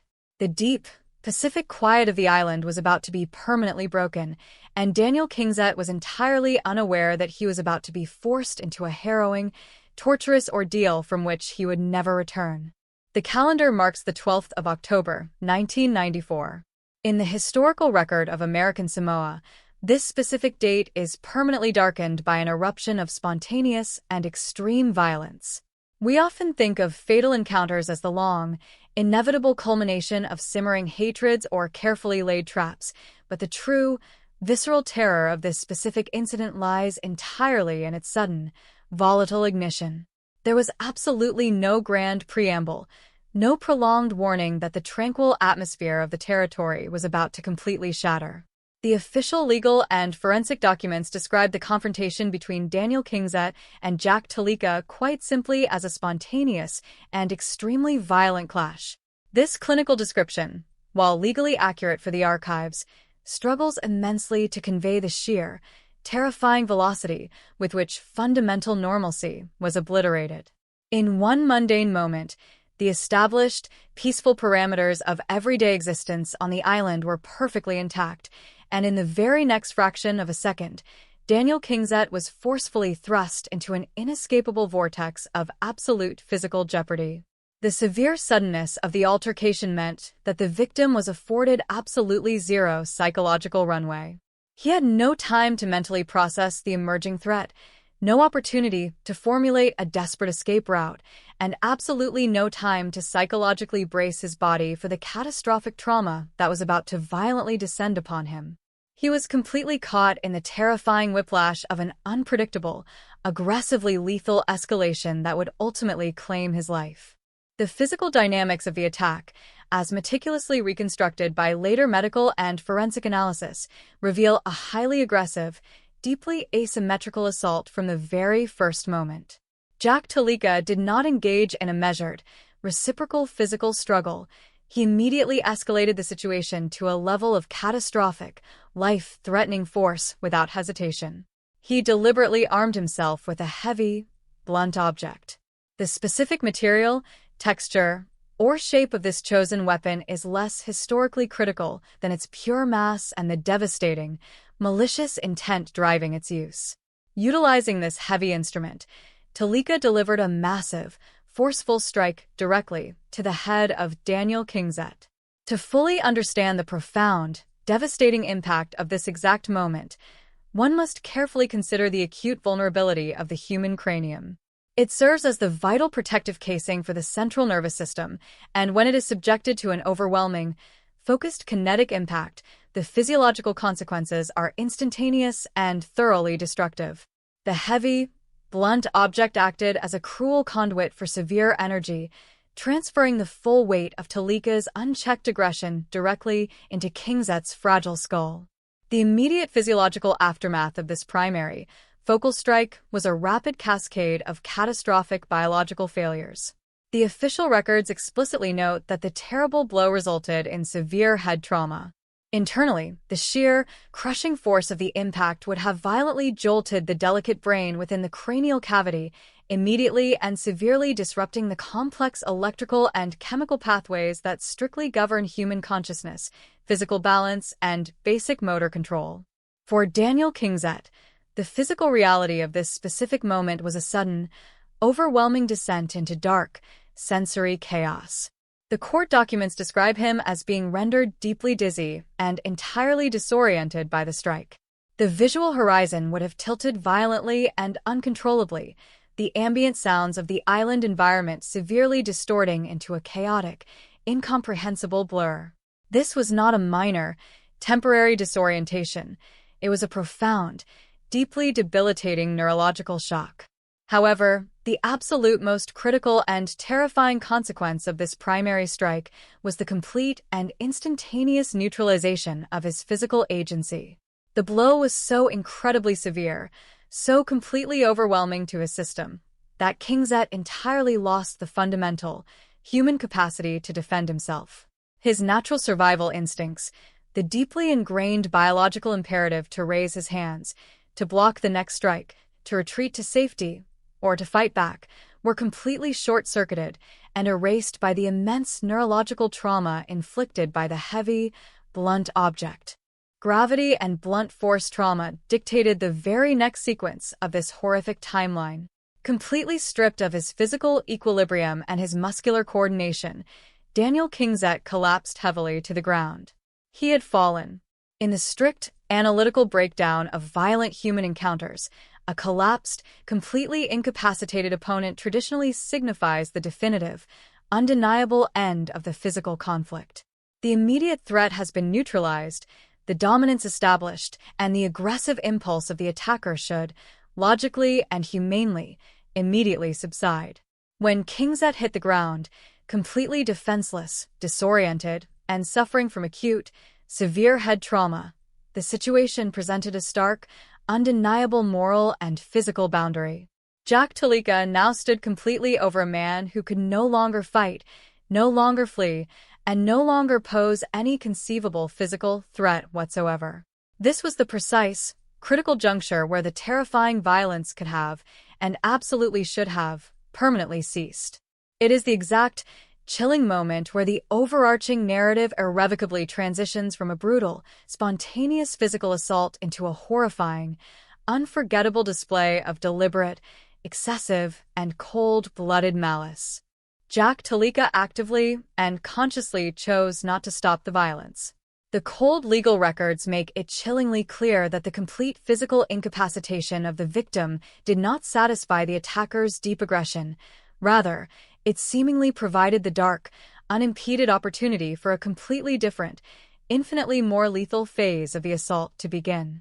As Daniel Kingzet lay prone on the ground, acutely vulnerable and profoundly disoriented by the head trauma, Talika deliberately discarded the blunt instrument that had initiated the fatal downfall and then produced a completely new, vastly more dangerous weapon, a knife. The sudden introduction of an edged, bladed weapon into an already highly asymmetrical, deeply one-sided assault marks a terrifying, severe escalation in lethal intent. A blunt object, while undeniably deadly, often relies on overwhelming, sweeping physical force. A knife, conversely, is an instrument of precise, penetrating destruction. It is explicitly designed to pierce the thick protective layers of the human body, to sever deeply buried vascular networks, and to permanently compromise vital internal organs with minimal effort. The subsequent sequence of events on the ground is a grim, harrowing testament to unrestrained brutality and ultimate vulnerability. Talika, physically looming over the fallen and entirely defenseless victim, initiated a relentless, highly aggressive stabbing attack. He forcefully drove the blade deep into Daniel Kingzet's body not just once, but multiple consecutive times. Each successive, violent thrust of the knife was a deliberate, conscious physical action directly aimed at causing the absolute maximum biological damage possible. The highly repetitive nature of the stabbing strongly indicates a frenzied, sustained, and malicious effort to completely annihilate the living victim. With every powerful downward strike, the sharp blade violently breached the skin, tearing through vital muscle tissue and completely severing critical, life-sustaining blood vessels. The stark forensic reality of multiple, deep stab wounds is one of catastrophic, systemic failure. The human body operates as a highly pressurized, completely closed circulatory system, entirely dependent on the continuous, unbroken flow of blood to transport essential oxygen to the brain and other vital organs. By deliberately inflicting numerous, deep puncture wounds, Talika effectively dismantled this complex, vital system in seconds, opening multiple forced avenues for rapid, devastating, and uncontrollable blood loss. The clinical terminology utilized in the subsequent medical summaries and legal documentation is acute blood loss, strictly accompanied by severe traumatic shock. As the knife continuously inflicted deep wound after deep wound, Kingsett's vital circulatory volume plummeted drastically and uncontrollably. His heart, desperately struggling against the sudden, massive drop in internal blood pressure, would have accelerated dangerously, attempting in vain to forcefully pump blood that was now rapidly escaping his compromised body. This profound, rapid exsanguination directly triggered a state of severe hemorrhagic shock. The human body, instantly recognizing the critical, lethal loss of its life-sustaining fluid, forcefully and automatically redirects the remaining, dwindling blood flow away from the extremities, prioritizing only the absolute core organs in a final, desperate biological bid to maintain vital life. However, the sheer physical volume and the immense severity of the multiple stab wounds violently inflicted by Talika meant that this final physiological defense mechanism was entirely, tragically insufficient. The physical damage to the vascular system was simply too extensive, the internal trauma far too deeply catastrophic for the failing body to repair or sustain life for much longer. Yet, the absolute most profoundly disturbing and highly scrutinized aspect of this entire violent incident, the specific detail that would later completely anchor the complex civil litigation nearly a full decade later, lies in the exact, verified timing of Daniel Kingsett's eventual death. The extensive forensic evidence and the definitive, official findings of the High Court categorically and grimly confirm that the victim absolutely did not perish instantly. He did not experience the immediate, relatively merciful blackout that sometimes graciously accompanies overwhelming, catastrophic physical trauma. Instead, the sterile legal and medical documents explicitly record the horrifying fact that he remained very much alive for several excruciating minutes directly after the violent assault finally concluded. These final, protracted minutes represent the absolute darkest, most terrifying apex of human suffering imaginable. While his physical body was irreparably and violently broken, bleeding out rapidly from multiple deep stab wounds and severely reeling from the initial blunt force trauma to the cranium, his foundational neurological functions had not yet completely ceased operating. He was tragically forced to temporarily occupy a failing, rapidly dying vessel, remaining entirely aware of the catastrophic violence that had just been mercilessly visited upon him. To carefully and empathetically consider those final few minutes is to peer directly into a profound abyss of pure, undiluted agony. The civil court formally and legally recognized this exact period as encompassing extreme pain and suffering. The raw physical pain would have been entirely indescribable, a horrific combination of the dull, intense throbbing agony radiating from the severe head trauma and the sharp, piercing, and intensely burning sensations emanating from the multiple deep stab wounds across his torso. Every single compromised nerve ending in his body would be desperately transmitting signals of catastrophic, overwhelming distress to a brain that was slowly, torturously being starved of oxygen. But far beyond the purely physical torment, the official records explicitly note the undeniable presence of acute, psychological panic. Kingsett was lying helpless on the ground, completely stripped of any ability to move, to defend himself, or to call out for vital help, acutely and consciously experiencing the rapid, terrifying draining of his own life force. He was entirely cognizant of his extreme, total vulnerability, the absolute, undeniable finality of his severe wounds, and the horrifying, approaching reality of his own imminent demise. In the subjective, distorted reality of severe, life-ending trauma, time does not flow at a standard, measurable pace. For a detached observer, those few critical minutes might have passed with standard, ticking regularity. But for Daniel Kingsett, violently trapped in an agonizing physical and psychological purgatory on the ground, those final, fleeting moments would have stretched incredibly into a seemingly endless eternity of suffering. He was cruelly forced to endure a state of profound, absolute helplessness, physically experiencing the terrifying, cold realization of total systemic bodily shutdown. The severe oxygen deprivation to the brain, a direct, undeniable consequence of the massive internal and external blood loss from the repeated stabbing, slowly and tortuously began to dim his waking consciousness. He physically felt the darkness closing in on him, not as a sudden, peaceful, welcoming sleep, but as a forced, terrifying, and agonizing suffocation of his remaining senses. He suffered immensely in those moments, experiencing the absolute extreme limits of physical pain and deep psychological terror, entirely alone in his immense internal agony, until the sheer, catastrophic weight of the combined trauma finally overwhelmed his fading biological systems. Only then, after enduring this permanently recorded period of unmitigated horror and intense, unquantifiable suffering, did Daniel Kingset finally slip away, leaving behind a grim forensic scene of profound brutality and a profound legacy of pain that the territorial judicial system would be forced to confront and measure for years to come. The immediate aftermath of the brutal attack on Daniel Kingset was characterized by a chaotic, harrowing transition from the silent violence of the assault to the urgent, methodical intervention of the American Samoa criminal justice system.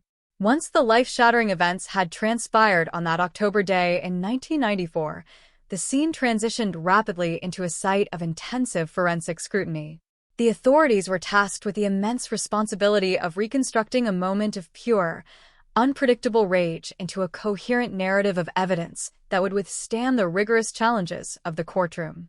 The investigation began with the securing of the site, a process that in a small, close-knit territory like American Samoa often carries a weight and gravity unique to the setting. Every piece of physical evidence, the heavy, blunt object that initiated the trauma, the knife that inflicted the lethal wounds, and the positioning of the victim, became a critical, immutable anchor for the truth. For the investigators, this was not merely a collection of objects, but a tangible reconstruction of the defendant's malice and the victim's ultimate vulnerability. The forensic analysis was conducted with a singular objective: to link Jack Talika directly and undeniably to the specific sequence of violence that caused Kingset's agonizing death.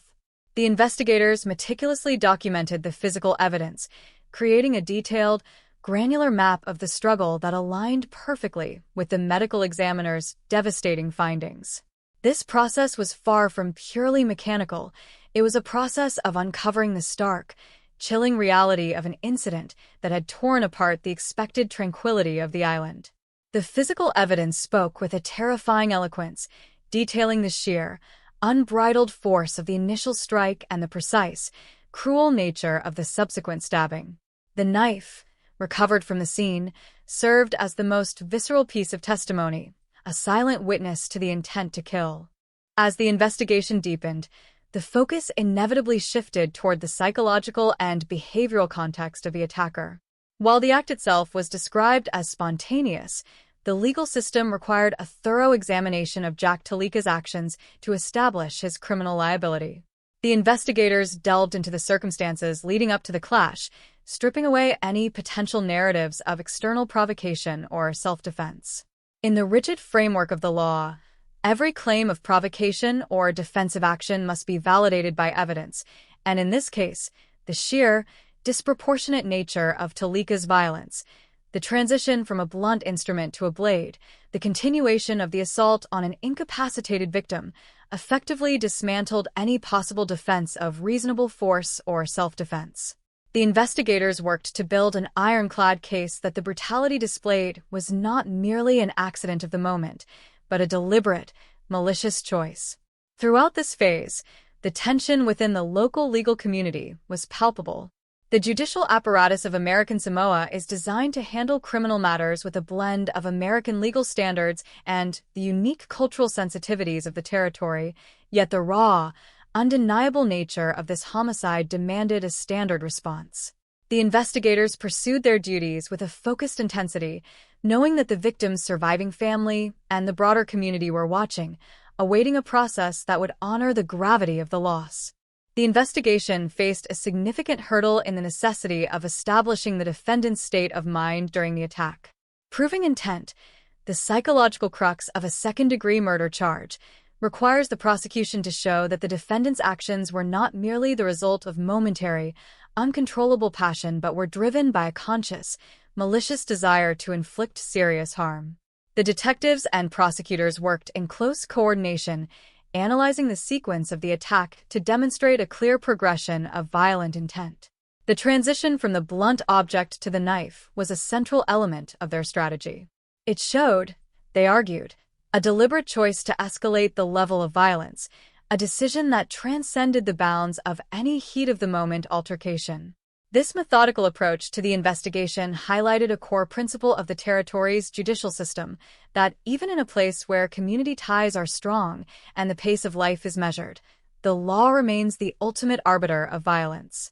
The investigators, many of whom were well acquainted with the social complexities of the island, maintained a professional distance, allowing the empirical facts of the crime to guide their trajectory toward the courtroom. The collection of testimonial evidence proved equally critical. Witnesses, who had been in the proximity of the altercation, were interviewed in a series of rigorous, structured sessions. Their accounts were not merely anecdotal. They were subjected to intense scrutiny to ensure they provided a consistent, reliable narrative that could withstand the adversarial environment of a criminal trial. The investigators sought to paint a clear, unvarnished portrait of the encounter, one that would resonate with the jury's sense of justice and accountability. They documented every statement, verified every timeline, and cross-referenced every detail against the forensic data to ensure a seamless alignment. For the investigators, this was a process of building an unimpeachable record. They were acutely aware that the success of the prosecution rested entirely upon their ability to transform the transient, horrifying reality of the crime into a stable, evidence-based narrative that could be presented effectively in court. Their dedication was driven by a commitment to the victim and the knowledge that the judicial system would be tested by the brutal nature of the case. As the months passed and the case moved toward trial, the investigation into Jack Talika's culpability grew ever more robust. The process involved a series of pretrial hearings that served to vet the strength of the evidence. Each piece of testimony, each forensic report, and every forensic finding was scrutinized under the intense, skeptical gaze of the defense, which sought to challenge the interpretation of the facts. The investigators and the prosecution remained steadfast, confident that the sheer weight of the physical and testimonial record was sufficient to sustain the charges. The trial preparation was an arduous, exacting endeavor, characterized by the meticulous organization of volumes of case files and the coordination of expert witnesses. These experts, pathologists who could explain the precise trajectory of the stab wounds and psychologists who could contextualize the nature of the assailant's aggression, were essential in guiding the court through the technical realities of the tragedy. Their testimonies would eventually provide the backbone for the argument that the victim's end was not only deliberate but deeply, agonizingly protracted. The meticulous, step-by-step nature of this investigation was a testament to the commitment of the American Samoa legal system to address the violence with uncompromising seriousness. Despite the potential for social pressure or the inherent difficulties of conducting such a high-stakes investigation in a confined environment, the investigative team remained focused on the primary objective, securing justice for Daniel Kingzet. They looked at the evidence not through the lens of communal relationships or historical biases, but with the cold, precise objectivity that is the hallmark of effective law enforcement. Every document, from the initial police report to the detailed autopsy, was a brick in the wall of the case against Talika. The investigation was not about finding someone to blame, as the perpetrator was clear. It was about ensuring that the legal system could articulate, in excruciating detail, exactly what had been done and why the perpetrator had to be held accountable for it. The result of this exhaustive work was a case that was fundamentally unassailable, providing the prosecution with the solid foundation needed to present a clear, convincing case to the judge and jury. The investigators had done their part to ensure that the process of justice could begin with the clarity and rigor that a life taken so violently demanded. The record of their work, now archived within the legal history of the territory, stands as a quiet but powerful reminder of the relentless pursuit of truth in the face of absolute, senseless destruction. The process of investigation had, in effect, immortalized the tragedy, ensuring that the details would be preserved and examined for a generation, serving as a landmark case for the high standard of justice the territory intended to uphold. The case was now ready to be tested in the arena of the court, where the final, formal judgment would definitively shape the legacy of this terrible October day. The culmination of this long, rigorous investigative phase provided not only the evidence required for a conviction but the factual certainty that allowed the victim's estate to later seek justice in the civil courts. The legacy of their diligent work continued to echo long after the prison cell doors had shut on Jack Talika, cementing the case's place as a seminal moment in the history of the territorial judiciary. The criminal trial of Jack Talika was a pivotal moment for the legal landscape of American Samoa, representing a formal, public reckoning with the savage reality of the violence he had unleashed. Within the high courtroom, the atmosphere was thick with the gravity of the charges and the stark, uncompromising nature of the evidence.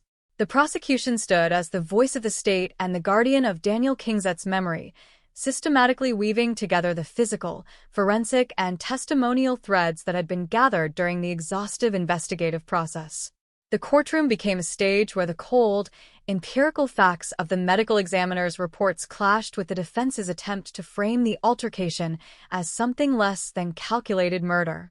The prosecution's primary task was to move beyond the mere fact of the killing and delve into the qualitative nature of the act itself, emphasizing the choice, the intent, and the excessive, redundant force utilized by the defendant.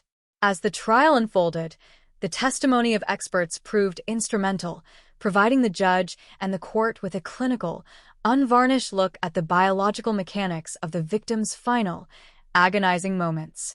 The descriptions provided by the medical experts were not mere scientific observations. They were, in essence, the final testimony of Daniel Kingsett, detailing the precise sequence of events that led to his catastrophic exsanguination and his descent into the inevitable darkness of death.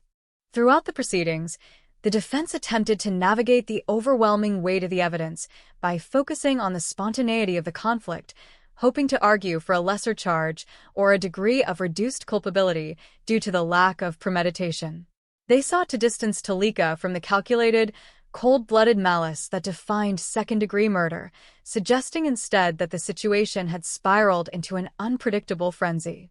Yet, the prosecution, armed with the meticulous documentation provided by the investigators, effectively countered these arguments at every turn. They pointed to the critical transition in weapon usage as the ultimate evidence of malice. The decision to switch from the blunt object, which had already successfully incapacitated the victim, to the knife was not a matter of spontaneous impulse, they argued, but a conscious, intentional escalation designed to guarantee death. This shift was the crux of the second-degree murder charge, as it demonstrated the defendant's clear awareness of his actions and his purposeful dedication to the act of killing. The judge, presiding over the case with the solemnity required by such a severe charge, was presented with a clear, coherent narrative that left little room for the ambiguity the defense sought to exploit. The testimony from those who had witnessed the immediate aftermath or were involved in the initial scene response provided a crucial, human dimension to the clinical evidence. These witnesses, their voices often wavering under the weight of the courtroom's formality, described the scene as one of undeniable, calculated destruction. Their accounts painted a picture of a defendant who was not merely confused or lost in a panicked rage, but one whose actions were deliberate and focused, leaving no doubt as to the gravity of his culpability. For the prosecution, this was the essential link between the empirical forensic data and the subjective reality of the crime. The jury and the judge were forced to reconcile the defendant's outward demeanor in court with the terrifying, savage acts described in the testimony. This process of confrontation was the core of the judicial function. It was the mechanism by which the state demanded accountability for the extreme violation of the social contract. The trial was not a debate about the fact of the homicide, which was never in dispute, but a deep exploration of the extent to which Jack Talika was responsible for the sheer, profound horror of the event. As the arguments concluded and the time for deliberation arrived, the courtroom reached a state of intense, palpable anticipation. The prosecution's final statement was a powerful, emotive closing that underscored the sanctity of human life and the absolute necessity of justice. They reminded the court that Daniel Kingset was not merely a statistic, but a person whose life had been taken in a manner so violent and excessive that it defied the basic bounds of human behavior. The verdict that followed, confirming the charge of second-degree murder, was not a surprise to those who had closely followed the evidence, but it was nonetheless a monumental, final judgment. The court's decision was a definitive acknowledgement that Talika's actions had transcended the bounds of any reasonable, spontaneous conflict. The sentence that followed, 23 years of incarceration, was a significant, severe penalty that reflected the seriousness of the crime and the territory's commitment to punishing such brutality. For the victim's family, the verdict brought a measure of closure, a formal acknowledgement of the injustice they had endured. The criminal trial was, however, only one half of the judicial response to the murder. While the state-mandated sentence of imprisonment served the purpose of punishment and societal protection, the legal system of American Samoa had not yet fully addressed the total scope of the damage. The criminal court had punished Talika for the act of killing, but it had not yet fully explored the legal ramifications of the victim's specific, documented suffering. This unresolved aspect of the case would remain dormant for several years, only to re-emerge in a different forum, the civil court, which would eventually provide a more comprehensive, holistic resolution to the tragedy. The transition from the criminal trial to the civil litigation marked a distinct shift in the focus of the judicial system, from the collective interest of the public to the specific, individual rights of the victim's estate. This shift proved to be a defining characteristic of the territory's approach to high-stakes crime, illustrating a commitment to ensuring that all aspects of a victim's life and death were recognized. The trial of Jack Talika was a complex, arduous undertaking that demanded the absolute best from the legal professionals involved. The prosecutors, the investigators, and the judiciary all performed their roles within a framework that was under constant pressure to deliver a just outcome. Their efforts ensured that the trial served as more than just a procedural necessity. It became a historical record of the crime, a document that could be scrutinized and analyzed by future generations of legal scholars and citizens alike. The courtroom proceedings were recorded in the legal archives with a level of detail that underscored their importance, ensuring that the legacy of Daniel Kingset would not be lost to the passage of time. The trial process effectively codified the horror of the crime, transforming the living, breathing tragedy of October 1994 into a stable, enduring part of the judicial record. This formalization of the event provided the structure upon which future legal actions would be built, including the landmark civil case that would later set a standard for victim advocacy in the territory. In the final assessment, the criminal trial functioned as a powerful, essential demonstration of the rule of law. It showed that even in a small, remote territory, the system is capable of confronting the most egregious forms of human malice with a rigor that is both absolute and unwavering. The proceedings were characterized by a deep, serious respect for the gravity of the homicide, ensuring that the trial was a fair, transparent, and ultimately just process. For those involved in the prosecution, the outcome was the result of a long, sustained commitment to the truth, a commitment that remained steadfast from the first day of the investigation through the final, decisive ruling of the judge. The courtroom itself, a space designed for the administration of justice, had been used to effectively document the absolute failure of one individual to abide by the laws of civilization, and in doing so, it had restored, if only partially, the moral balance that had been so violently and cruelly overturned. The criminal justice phase was over, but the story of the tragedy and the pursuit of full accountability had merely reached its next chapter. The impact of the sentence, the weight of the verdict, and the cold, unyielding reality of the evidence all served to lock the memory of Daniel Kingset firmly into the history of the archipelago, a reminder of the fragility of existence and the relentless, necessary force of justice when confronted with the darkest impulses of the human heart. The judicial system had done its part. It had processed the crime, punished the offender, and established the official, legal narrative of the day that changed everything for those who knew and loved the victim. The legal proceedings surrounding the death of Daniel Kingset reached their final, profound conclusion not in the punitive silence of a prison cell, but within the structured, deliberative environment of the High Court of American Samoa's Civil Division nearly a decade after the original homicide. The year 2003 marked a significant expansion in the territory's judicial legacy as the estate of the victim, under the formal representation of Newton, initiated a civil lawsuit that would serve as a landmark for victim rights and institutional accountability. While the criminal trial of Jack Talika had successfully secured a sentence of 23 years of incarceration, thereby satisfying the state's demand for punitive control and societal safety, the civil action sought to address an entirely different dimension of justice. It was a pursuit of full restitution for the absolute, unquantifiable nature of the suffering Daniel Kingset endured before his demise. This litigation was an assertion that a criminal conviction, while necessary, does not entirely settle the moral and legal ledger between the perpetrator and the victim's surviving estate. The court was now tasked with an arduous, sensitive mission to formalize the reality of the victim's agony into a quantifiable, judicially recognized financial value.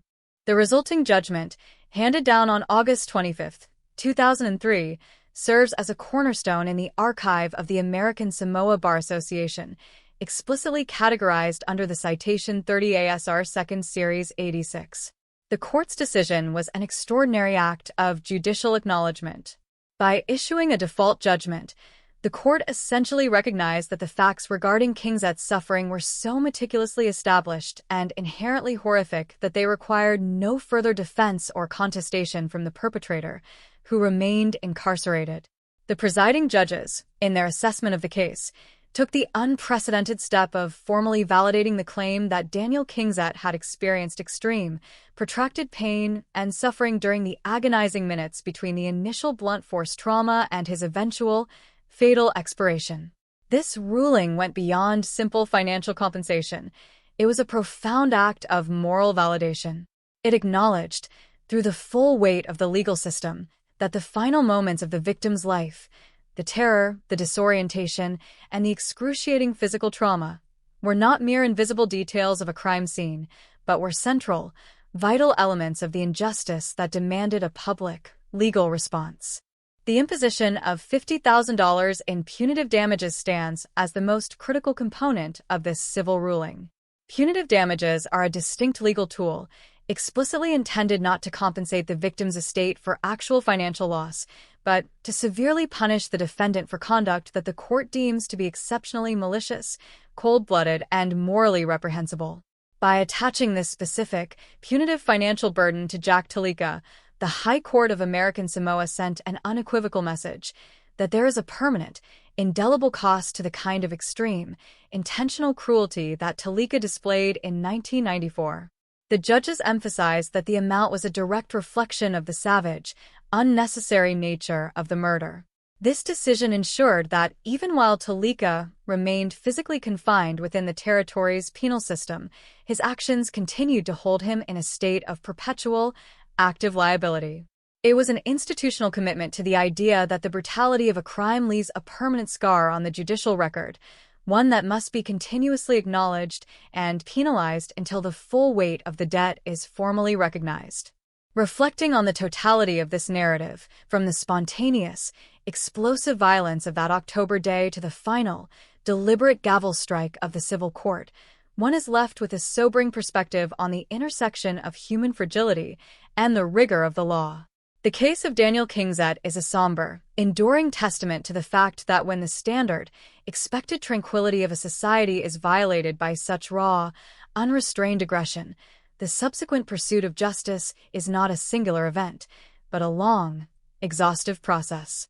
It is a process that requires the collective effort of forensic investigators, prosecutors, witnesses, and finally, the civil judiciary, to ensure that the memory of the victim is not relegated to a footnote of history.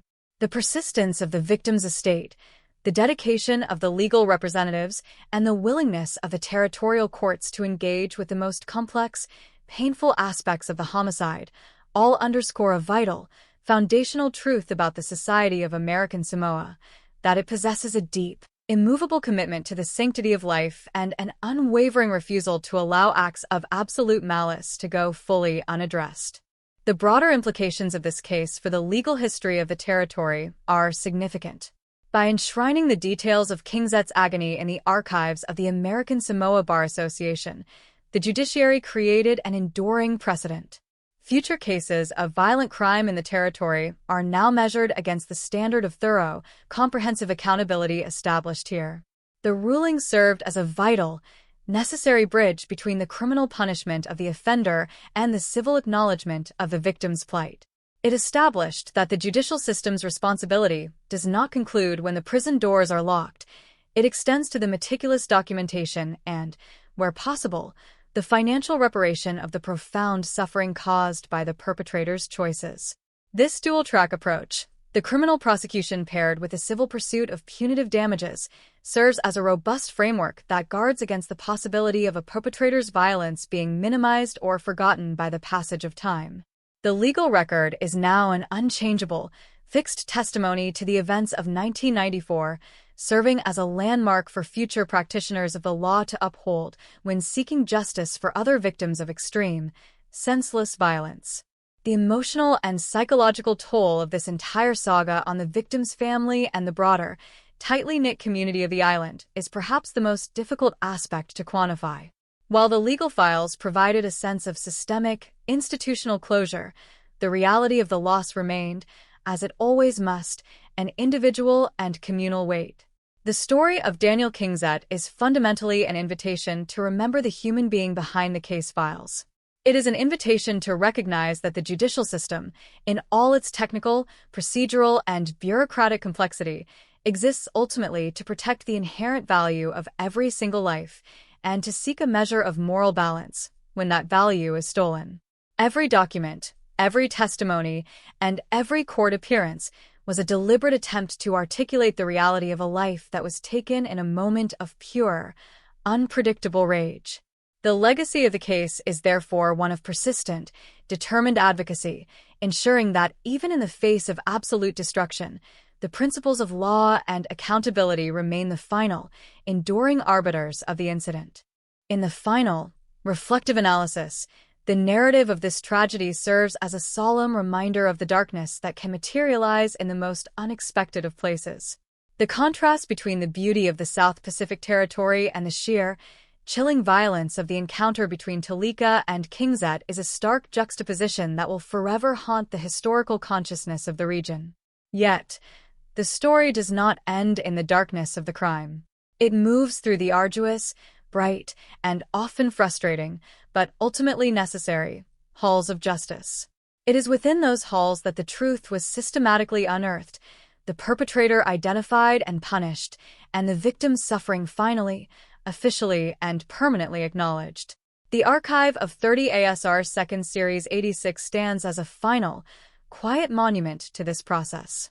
It is a record that will remain accessible, a document that will be consulted by future legal professionals, and a standard that will be upheld by the territorial judiciary, all to ensure that the memory of Daniel Kingset continues to exert a powerful, necessary, and persistent influence in the ongoing pursuit of justice. The story of the October 1994 tragedy has become an indelible part of the territory's judicial identity, an enduring lesson in the absolute necessity of rigorous, compassionate, and unwavering accountability when confronted with the most fundamental violations of human existence. The cycle of the crime, the investigation, the trial, and the final civil judgment has been fully, completely, and permanently closed, leaving behind a legacy of legal integrity that continues to protect the inherent dignity of all those who live and exist within the protective reach of the law.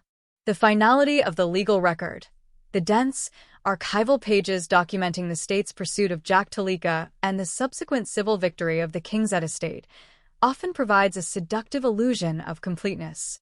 We, as observers, read the final case citation, note the prison sentence, and acknowledge the punitive financial award, and we are conditioned to believe that the story has reached its natural conclusion. Yet, beneath the sterile surface of judicial triumph lies the enduring, quiet persistence of human loss. The case of Daniel Kingset, preserved in the archives of American Samoa, is not merely a technical achievement of jurisprudence. It is a profound, unresolved meditation on the fragility of human existence and the stubborn, unrelenting nature of memory. As we move beyond the mechanical operation of the court, we are forced to confront the reality that for those who truly knew Daniel, the conclusion of the litigation did not signal an end to the absence. Justice, in its most idealized form, is a system of restoration, but in cases of such visceral, sudden violence, restoration is an impossibility. The law can impose penalties, it can mandate financial restitution, and it can establish a definitive, public narrative, but it cannot return the life that was extinguished on that October afternoon. The true legacy of this case, therefore, is found not just in the books of the American Samoa Bar Association, but in the persistent, quiet acknowledgement of the life that once was, and the devastating, irreversible nature of the act that stole it. To consider the broader impact of this tragedy is to observe the ways in which a small, interconnected society processes the sudden intrusion of the unthinkable. The impact of the homicide was not contained within the courtroom. It radiated outward, touching the lives of families, neighbors, and the very structure of the community itself. In a place like American Samoa, where social cohesion is not just a value but a fundamental reality, the shock of a senseless, brutal killing is a collective trauma. The legal response, by virtue of its public and rigorous nature, provided a necessary catharsis, a way for the community to witness the machinery of justice engaging with the horror it had suffered. The commitment of the investigators and prosecutors to build an unassailable case served as a public affirmation that the society would not be cowed, defined, or diminished by the erratic actions of a violent individual. By adhering to the highest standards of the American judicial tradition while acknowledging the specific cultural gravity of their territory, the officials who handled the Kingset case reinforced the principle that the rule of law is the essential, protective buffer against the chaos of human impulse. This pursuit of justice, however, remained an inherently imperfect endeavor. The civil court's decision to award $50,000 in punitive damages was a profound, symbolic act, yet the figure itself is fundamentally arbitrary when measured against the weight of a human life. The court understood this inherent limitation. Its judgment was not a market valuation of Kingset's existence, but a precise, calibrated tool of societal denunciation. By establishing this precedent, the judiciary underscored that there is no price for a life, yet there is a quantifiable, heavy penalty for the malicious destruction of one. The legal record, in turn, preserves this distinction for posterity, ensuring that future generations of legal scholars, judges, and citizens can review the case as a testament to the territory's commitment to moral clarity. The legacy of the tragedy is thus transformed from a moment of pure, unpredictable horror into a foundational lesson in accountability. The case citation serves as a permanent, accessible reference point, a beacon for those who may one day find themselves in the position of seeking justice for their own loved ones. As we reflect on the years that have passed since the events of 1994 and the landmark civil ruling of 2003, we are struck by the endurance of the legal process. Laws are written to govern the present, but they are tested by the gravity of the past. The Kingset case remains a relevant, active participant in the territory's judicial identity precisely because it dared to confront the most uncomfortable realities of violent crime, the intentional nature of the act, the protracted suffering of the victim, and the long-term, financial obligations of the perpetrator. The system did not shy away from the horrific details. It documented them, categorized them, and built them into the structure of its final verdict. This willingness to engage with the full, unvarnished truth is the hallmark of a resilient legal system. It provides the victim's surviving representatives with the ultimate resource, the formal, official, and unchangeable recognition of the wrong that was committed against them. The memory of Daniel Kingset, preserved in the cold ink of judicial archives, also invites us to consider the essential role of empathy in the law. While the courtroom is a domain of logic, procedure, and adversarial challenge, the underlying motivation for the entire process is the profound, human desire for justice. The investigators who meticulously gathered the evidence, The prosecutors who presented the case with such focused intent and the judges who weighed the suffering of the victim against the statutes of the territory were all, in their own ways, practitioners of an empathetic justice. They were not merely processing files. They were acknowledging the reality of a tragedy and ensuring that the law functioned as it was intended, as a protector of human dignity. This human element is what prevents the judicial system from becoming a mere administrative mechanism and keeps it grounded in the fundamental, societal responsibility to witness and address the reality of suffering. The story of the October 1994 tragedy, therefore, concludes not with a final, silencing period, but with a quiet, persistent voice of the record itself. It is a story that continues to resonate within the halls of the American Samoa judiciary, serving as a reminder that the path to justice is long, arduous, and fraught with the weight of profound, personal loss. The case is a living document, a testament to the reality that while violence can destroy a physical life in a single, unthinking moment, the response to that violence is a deliberate, measured, and cumulative effort of an entire society to reassert the values of civilization. The memory of Daniel Kingzet lives on not just in the private grief of those who loved him, but in the enduring structure of the law that he unwittingly helped to strengthen. The archive, in its stillness, tells the story of an injustice that was met with an unwavering, collective commitment to truth, a commitment that serves to protect every member of the territory to this very day. In the final, reflective analysis of this narrative, we find that the true power of the legal system is its ability to provide a definitive, public resolution to an essentially private, devastating horror. By transforming the chaos of the murder into the clarity of the verdict, the court system performed its most vital, necessary function. It reclaimed the event from the randomness of the moment and placed it into the permanent, ordered structure of history. The details of the assault, the medical reality of the victim's final moments, the cold, malicious intent of the attacker, and the stern, final judgment of the court, all of these are now fixed, unchangeable facts. They belong to the territory's identity, a permanent record that stands against the darkness of the act. As we close the final chapter on this narrative, we are reminded that even in the face of such senseless, absolute destruction, the human capacity for seeking, documenting, and enforcing justice remains a powerful, necessary, and ultimately persistent force. Daniel Kingzet's life was taken, but in the long, methodical, and dedicated pursuit of justice that followed, his memory was given a permanent, protected space within the laws of the territory, ensuring that his tragedy would forever stand as a monument to the enduring, unwavering, and essential rule of law. The judicial record is complete, the story is told, and the memory of the victim is held firm, fixed within the archival history of American Samoa as a testament to the persistent, necessary, and ultimately dignified pursuit of the truth. The ultimate horizon of any true crime narrative is not the moment of conviction or the finality of a civil judgment, but the lingering resonance of the tragedy within the collective conscience. As we reach the final stage of this account, we are compelled to look beyond the rigid documentation of statutes and the clinical reporting of evidence to the broader, more intangible legacy left by the murder of Daniel Kingzet.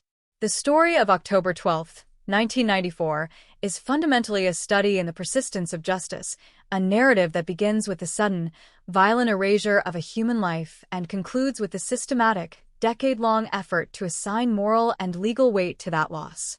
In the small, close-knit territory of American Samoa, the impact of such a crime does not fade. It becomes part of the shared inheritance of the community, a cautionary tale that underscores the precarious balance between societal peace and the eruption of individual malice. The case serves as an anchor, a fixed point in the historical timeline that reminds all who examine it of the imperative to remain vigilant in the defense of human dignity. To truly grasp the weight of this narrative, one must reflect on the role of the judiciary as the ultimate curator of memory. By meticulously recording the details of the attack, the medical reality of the victim's final moments, and the cold logic of the perpetrator's intent, the courts did more than dispense punishment. They ensured that the truth would remain accessible, immutable, and preserved against the erosion of time. The Case Citation 30 ASR 2D86 is not merely a bureaucratic index, it is an archival monument to the integrity of the law. It represents the point at which a society refuses to look away from the darkness of its own history, choosing instead to document that darkness with surgical precision to ensure it is never normalized or minimized. This commitment to the record is an essential component of the territory's judicial identity, providing a foundation upon which all subsequent responses to violence are built. It serves as an ongoing affirmation that when an individual shatters the social contract, the system will respond with a force and a persistence that matches the gravity of the crime. As we step back to view the landscape of this story, we recognize the quiet, undying role of the victim's estate in the pursuit of accountability. The decision to initiate civil proceedings 9 years after the homicide is a profound, illuminating detail. It highlights the reality that justice, in its deepest form, is not a finite project with a clear expiration date. It is an ongoing, evolving demand for total recognition. By refusing to let the initial criminal sentence be the final word, the representatives of Daniel Kingsett's estate asserted a powerful truth, that the injury caused by a murderer is not merely the cessation of life, but the enduring, agonizing fact of the victim's final, terror-filled minutes. By successfully litigating for punitive damages, the estate transformed a purely criminal matter into a broader, more profound acknowledgement of the victim's unique, personal tragedy. This act of civil advocacy provided a sense of completeness to the justice process that the state-led criminal trial could not fully achieve on its own. Furthermore, we must confront the sobering reality of the perpetrator's path through this system. Jack Talika, through his own choices, became an enduring, if unwanted, participant in the territorial legal record. His actions, characterized by the brutal escalation from blunt force trauma to a knife attack, ensured that his name would forever be associated with one of the most severe manifestations of violence in the territory's history. His time in prison, the civil judgment against him, and the permanent recording of his malice are all part of the heavy, cold consequences of his decisions. There is no possibility of redemption within the scope of the legal narrative provided. There is only the objective, documented account of a crime that remains a stain on the peace of the archipelago. His story is one that underscores the finality of human choice and the inescapable weight of the legal consequences that follow when those choices involve the deliberate, malicious destruction of another human being. The narrative of Daniel Kingsett's death also forces us to consider the role of the modern reader or researcher who engages with these archival truths. We are the inheritors of this history, the beneficiaries of the system's long and arduous efforts to catalog the tragedy.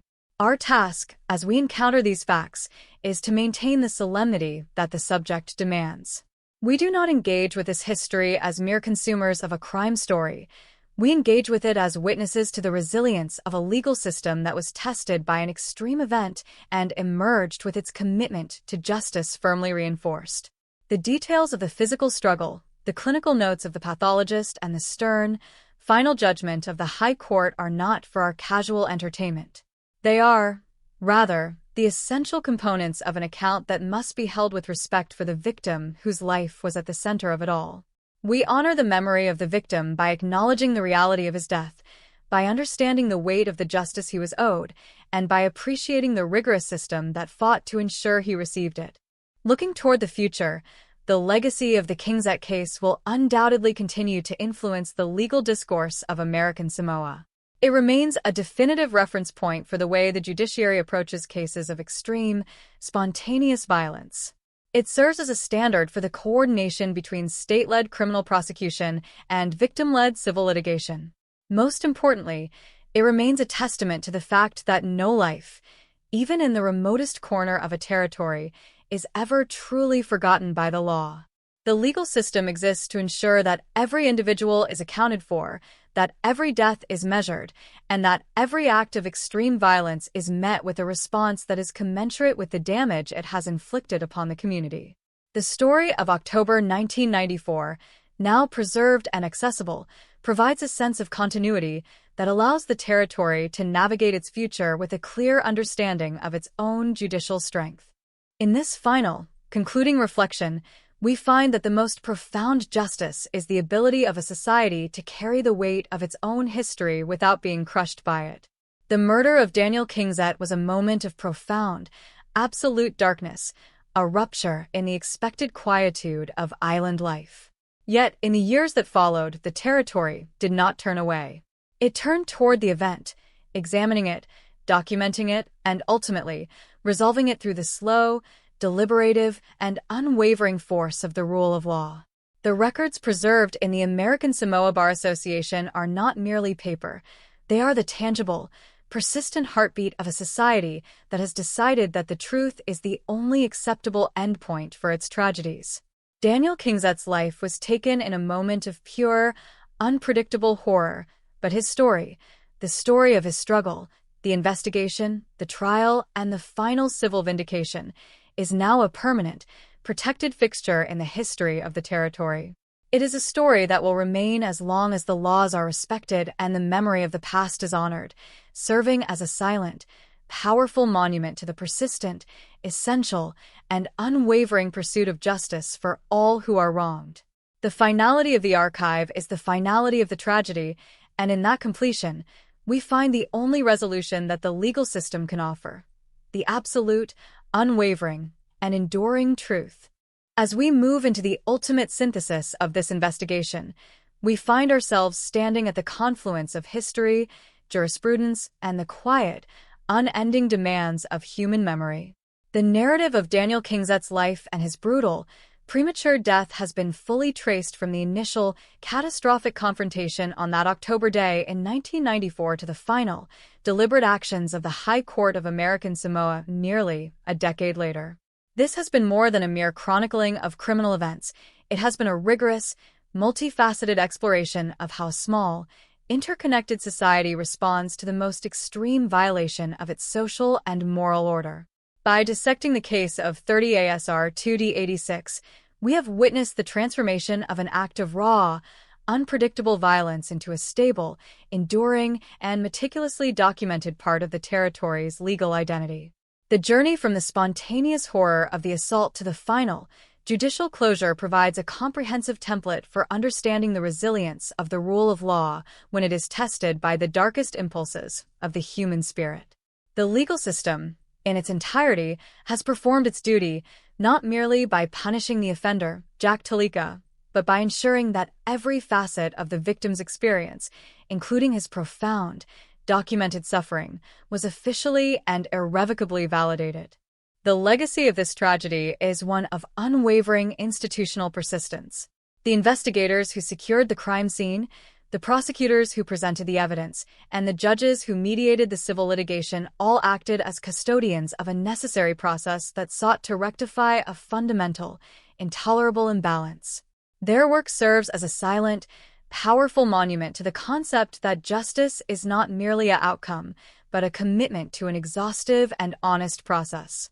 By documenting the exact mechanics of the crime, the transition from the blunt force trauma to the use of the knife, and the protracted duration of Kingset's final minutes, they anchored the truth in a way that remains impervious to time. This archival permanence is the most significant weapon the legal system possesses against the chaos and the forgetting that often follows violent crime. The case stands as a permanent fixture, a reliable reference point for those who will follow in the footsteps of the legal professionals who navigated this complexity, ensuring that the memory of what occurred in 1994 remains as clear and unyielding as the records themselves. This account has also necessitated a constant, careful focus on the victim's humanity. In the pursuit of legal facts, it is remarkably easy for the victim to become a subordinate figure in their own tragedy, eclipsed by the complexities of the defendant's legal strategy or the intricacies of the state's forensic case. By placing Daniel Kingset at the heart of this narrative, we have sought to counteract that natural, institutional tendency. We have acknowledged him not as a name or a plaintiff, but as a living person whose trajectory was forcefully and cruelly intercepted. This emphasis on the victim's subjective reality, the extreme pain and suffering recognized by the High Court, serves as a necessary, moral counterweight to the often cold, clinical nature of the criminal justice process. It ensures that the record is not just an account of a violation, but a record of a tragedy that deeply, permanently affected a human life. The recognition of his suffering in the civil litigation was the most significant, definitive act of victim advocacy, providing a sense of moral vindication that the criminal trial, by design, could not fully address. As we conclude this reflection, we must acknowledge the broader implications of the case for the future of American Samoa. The territory, with its deep-seated communal ties and its unique blend of traditional life and modern law, is inherently resilient, but it is not immune to the threats posed by extreme individual violence.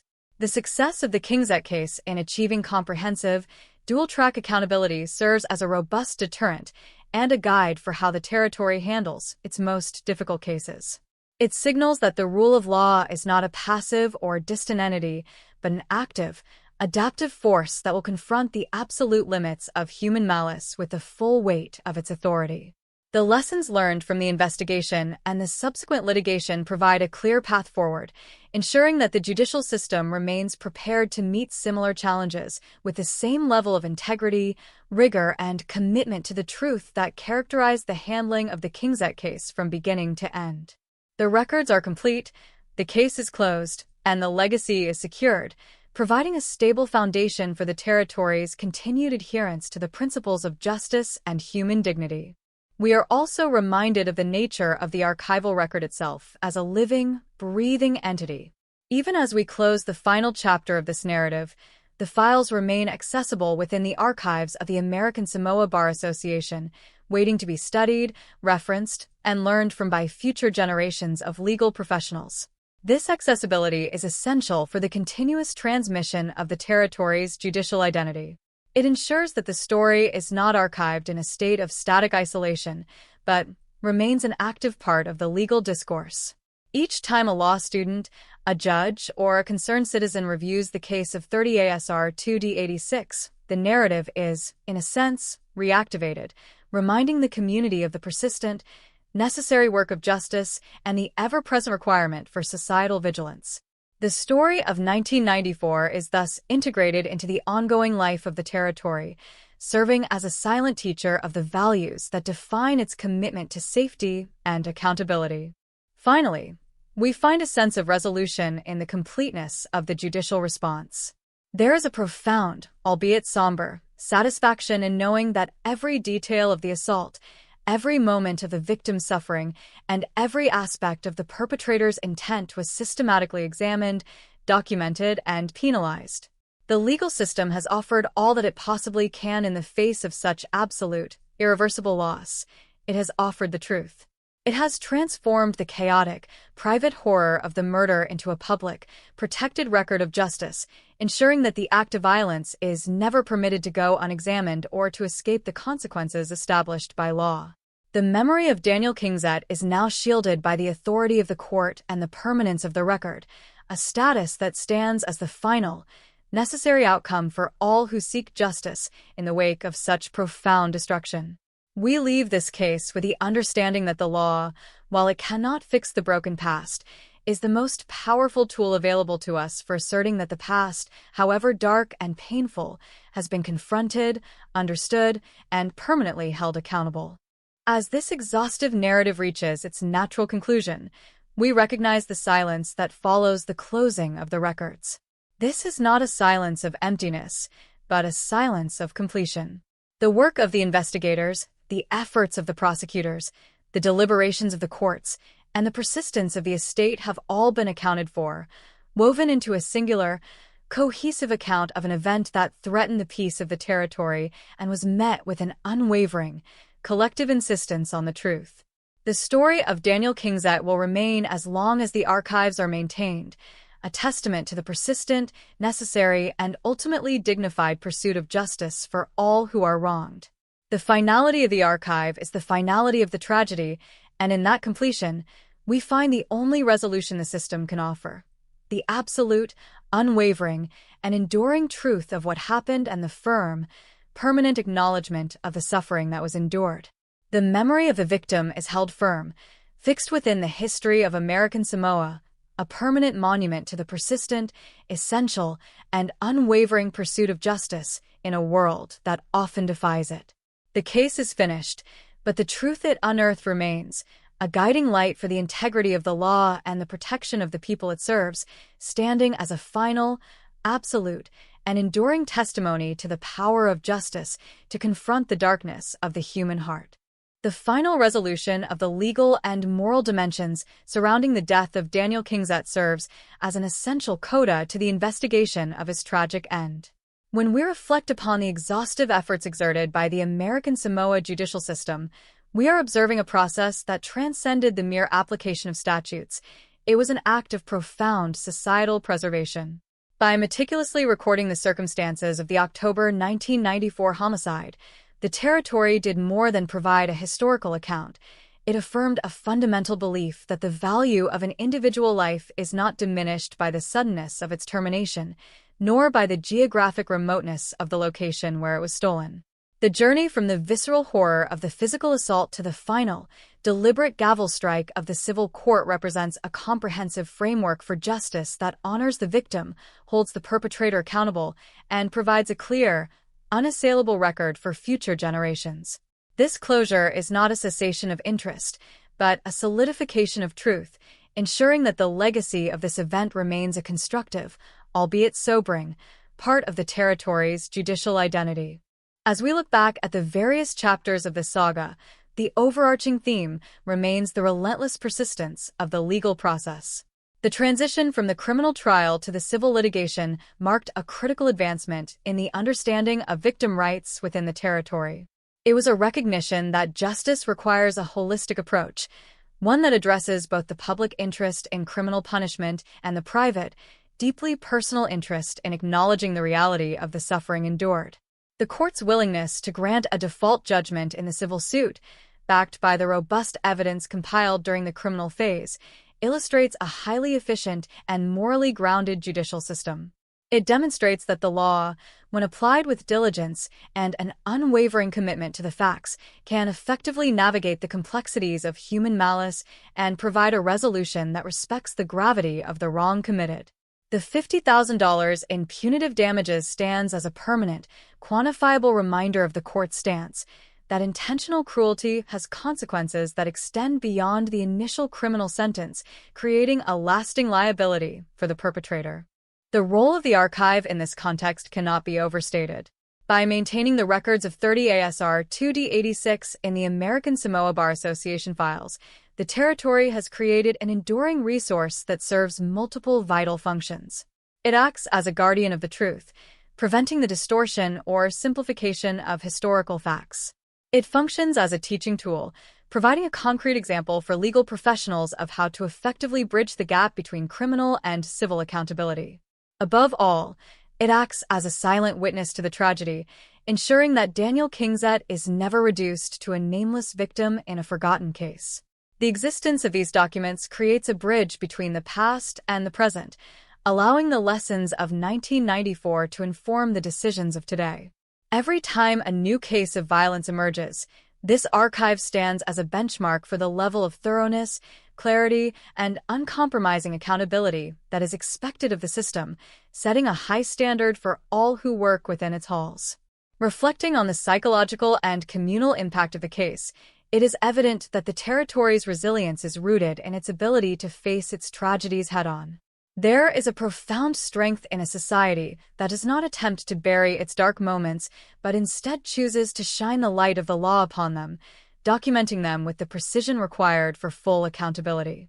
The community's collective memory of the 1994 event is now inextricably linked to the legal resolution that followed, creating a narrative that emphasizes the strength of the rule of law over the chaotic, destructive impulses of the individual. This narrative is a vital component of the territory's stability, reinforcing the trust that citizens place in their legal institutions to defend their safety and uphold their dignity. When the law works as intended, when it identifies the perpetrator, documents the victim's agony, and imposes consequences that reflect the magnitude of the crime, it reinforces the entire structure of the social contract. We must also acknowledge the inherent difficulty of the work performed by the legal professionals involved in this case. From the first responders who secured the crime scene to the judges who issued the final civil rulings, Their work was characterized by a professionalism that remained steadfast even in the face of such senseless, brutal violence. They operated within a framework designed for the administration of justice, but it was their individual commitment, their attention to detail, and their dedication to the truth that gave the system its vitality. They acted as the instrument through which the community sought to restore a measure of moral balance. Their contributions have become an indelible part of the case's legacy, ensuring that the justice delivered was not merely a matter of procedure, but a matter of genuine, systemic achievement. This case serves as a tribute to their labor and a reflection of the high caliber of the legal community within American Samoa, demonstrating that even in a small territory, the pursuit of justice can be pursued with a scale and a depth that rivals any jurisdiction. The finality of the case also highlights the importance of the victim's estate in serving as a catalyst for justice. The role played by the representatives of Daniel Kingsett's estate was instrumental in ensuring that the full scope of the tragedy was acknowledged. They understood that justice was not something that simply happened. It was something that had to be actively, persistently sought. Their decision to pursue the civil litigation was a testament to their dedication to honoring the victim's memory and ensuring that the perpetrator's accountability was absolute. This model of victim advocacy is one that remains highly relevant today, underscoring the vital role that surviving representatives can play in keeping a case alive until a comprehensive resolution is achieved. Their persistence provided the necessary momentum to carry the legal proceedings to their ultimate conclusion, thereby reinforcing the principle that the law is a tool that can and should be used to advocate for the rights of the victim, even long after the physical violence has concluded. As we reach the conclusion of this long-form exploration, it is fitting to consider the silence that now surrounds the case files. It is a quiet, settled silence that comes from knowing that the story has been told with the greatest degree of accuracy allowed by the records, and that the demands of the law have been met in full. The tragedy of October 1994, which once threatened to shatter the peace of the archipelago, is now securely anchored in history, a completed record that no longer poses a threat to the current order because it has been fully understood, processed, and accounted for. This resolution is the greatest gift the law can provide in the wake of such a disaster. The gift of the truth, preserved and protected for all time. The life of Daniel Kingsett is no longer defined by the chaos of his last minutes, but by the legacy of justice that has been built around his memory. The narrative of Daniel Kingsett's death, when viewed in its entirety, stands as a testament to the persistent, necessary, and ultimately dignified pursuit of justice. It is a story that confirms the capacity of the legal system to address even the most egregious manifestations of human malice with a rigor that is both absolute and unwavering. As we leave this narrative, we carry with us the recognition that the law is not just a collection of rules, but a living, breathing commitment to the protection of human dignity. It is a commitment that requires the participation of many, the patience of all, and an unshakable belief that the truth is the ultimate endpoint for all human endeavors, no matter how tragic their origin. The memory of the victim is held firm, fixed within the history of American Samoa, a permanent monument to the persistent, essential, and unwavering pursuit of justice in a world that often defies it. The case is finished, but the truth it unearthed remains, a guiding light for the integrity of the law and the protection of the people it serves, standing as a final, absolute, and enduring testimony to the power of justice to confront the darkness of the human heart, and in doing so, to preserve the essential sanctity of human life against the encroaching shadow of total, senseless destruction. The records are complete, the history is written, and the truth is established, enduring as a beacon of justice in the Pacific. The finality of the judicial journey regarding the death of Daniel Kingsett serves as an essential, concluding reflection on the nature of justice within the distinct territory of American Samoa. Throughout this exhaustive exploration, we have meticulously traced the transition of a sudden, horrific act of violence into a permanent, documented part of the territory's legal history.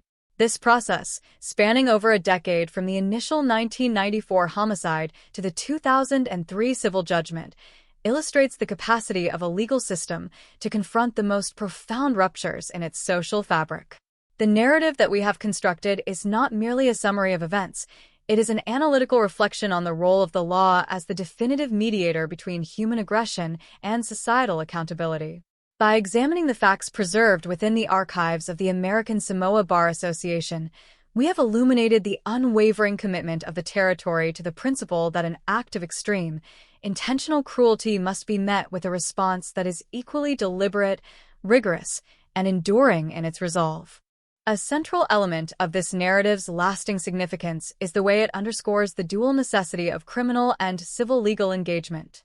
In the aftermath of such a senseless, life-shattering event, the criminal trial functioned as the primary, immediate mechanism for public safety and the enforcement of the rule of law. It removed the perpetrator from society and imposed a significant, punitive sentence that reflected the gravity of the second-degree murder charge. However, the subsequent civil litigation initiated by the victim's estate added a necessary layer of comprehensive justice.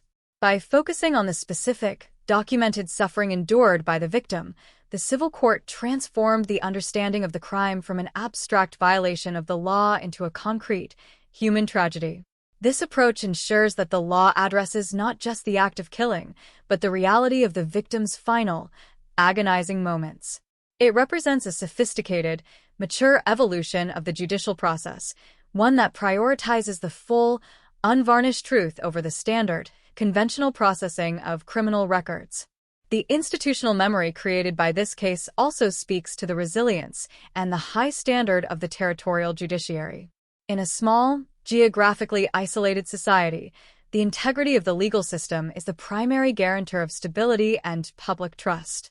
The way in which the Kingset case was handled, with such methodical attention to the forensic and psychological details, provides a model for how the system should function in the face of extreme pressure. The professionals involved in this case, investigators, prosecutors, and jurists, operated with a level of dedication that elevated the proceedings from simple procedural necessity to a meaningful act of collective restitution. They ensured that the legal history of the territory would not be defined by the violence of the crime, but by the rigor and the fairness of the subsequent response. This legacy remains a pillar of the territory's judicial identity, a silent but constant reminder of the high expectations placed upon those who serve the law. Furthermore, we must consider the broader, symbolic value of the final judicial outcomes in this case. The imposition of $50,000 in punitive damages was, as we have discussed, a calculated, symbolic denunciation of the defendant's conduct. It serves as a permanent, financial record of the court's moral judgment, ensuring that the nature of Talika's violence is enshrined in the economic and legal annals of the territory. This judgment creates a form of historical accountability that cannot be erased or minimized by the passage of time. It is an active, ongoing declaration that the perpetrator remains responsible for the damage he inflicted, a responsibility that is formalized by the record and accessible to anyone who chooses to consult it. This aspect of the case provides a necessary sense of moral closure, affirming that the legal system is capable of imposing penalties that resonate with the magnitude of the wrong committed. The archival preservation of this case also provides a unique, invaluable service to the public and the legal community. By keeping the files accessible, the territory ensures that the narrative remains a living part of its judicial discourse, rather than a hidden, forgotten event. This transparency is vital for the health of a democracy, as it allows for the continuous evaluation and reinforcement of the principles that underpin the rule of law. Every detail of the investigation, every argument presented at trial, and every finding delivered by the judges is part of the territory's shared, recorded experience, providing a clear, unimpeachable lesson in the consequences of extreme violence. This openness serves to build a culture of accountability, where the facts are known, the judgments are public, and the commitment to justice is visible to all. It is a powerful antidote to the fear and uncertainty that often follow violent crime, providing the community with the security of knowing that their laws are both vigilant and robust. Reflecting on the victim's perspective, the legacy of this case provides the only form of vindication that the law can offer. While Daniel Kingset was denied the most basic, fundamental right to life, his memory has been granted the permanent protection of the legal record. His story, as documented within the archives, is now inseparable from the history of American Samoa, standing as a witness to the humanity that was so cruelly and unjustifiably stolen from him. The legal process has ensured that the circumstances of his end, the terror, the disorientation, and the pain, are not lost in the shadows, but are acknowledged with the gravity they demand.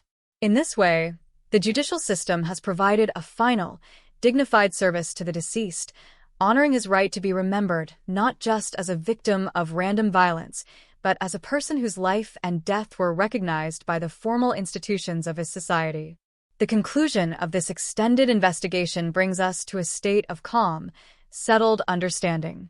The chaos of the 1994 incident has been entirely processed by the machinery of the law, transformed into a coherent, archival truth that stands as a silent sentinel over the past. We are left with a profound sense of the necessity of the law as a structure that holds a society together, especially during the most devastating of times. The narrative we have followed is complete, the records are finalized, and the legacy is secured for as long as the archives endure. The law has fulfilled its promise to address the violence with all the force and precision at its disposal, and in doing so, it has reinforced the essential, sacred, and non-negotiable value of the life that was lost. The memory of Daniel Kingzet is held firm, fixed within the history of American Samoa, a permanent, protected monument to the persistent, essential, and unwavering pursuit of justice in a world that often defies it. As we conclude this reflection, it is vital to remember that the case of Daniel Kingzet remains as a guiding light for the integrity of the law. It stands as a testament to the fact that justice, while often difficult to attain and slow in its arrival, is an objective, achievable, and necessary goal for any society that aspires to protect the dignity of its citizens. The story is told, the history is solidified, and the truth is established, enduring as a beacon of justice in the Pacific for all time. We move forward from this narrative with a renewed appreciation for the mechanisms that prevent the triumph of chaos, trusting in the collective, persistent work of the legal system to uphold the peace and to ensure that when the darkness comes, it is met with the clear, unyielding light of the truth. The archives are closed, but the lesson remains. Justice is not merely an outcome to be achieved, but a constant, vigilant practice that must be maintained to ensure the sanctity of all lives. The memory of the victim is held firm, fixed within the history of American Samoa, a permanent monument to the persistent, essential, and unwavering pursuit of justice for all who are wronged, providing a final, absolute, and enduring testimony to the power of justice to confront the darkness of the human heart, and in doing so, to preserve the essential sanctity of human life against the encroaching shadow of total, senseless destruction. The legal journey of Daniel Kingzet has reached its ultimate, dignified end, leaving behind a legacy that will protect and define the judicial future of the territory for generations to come.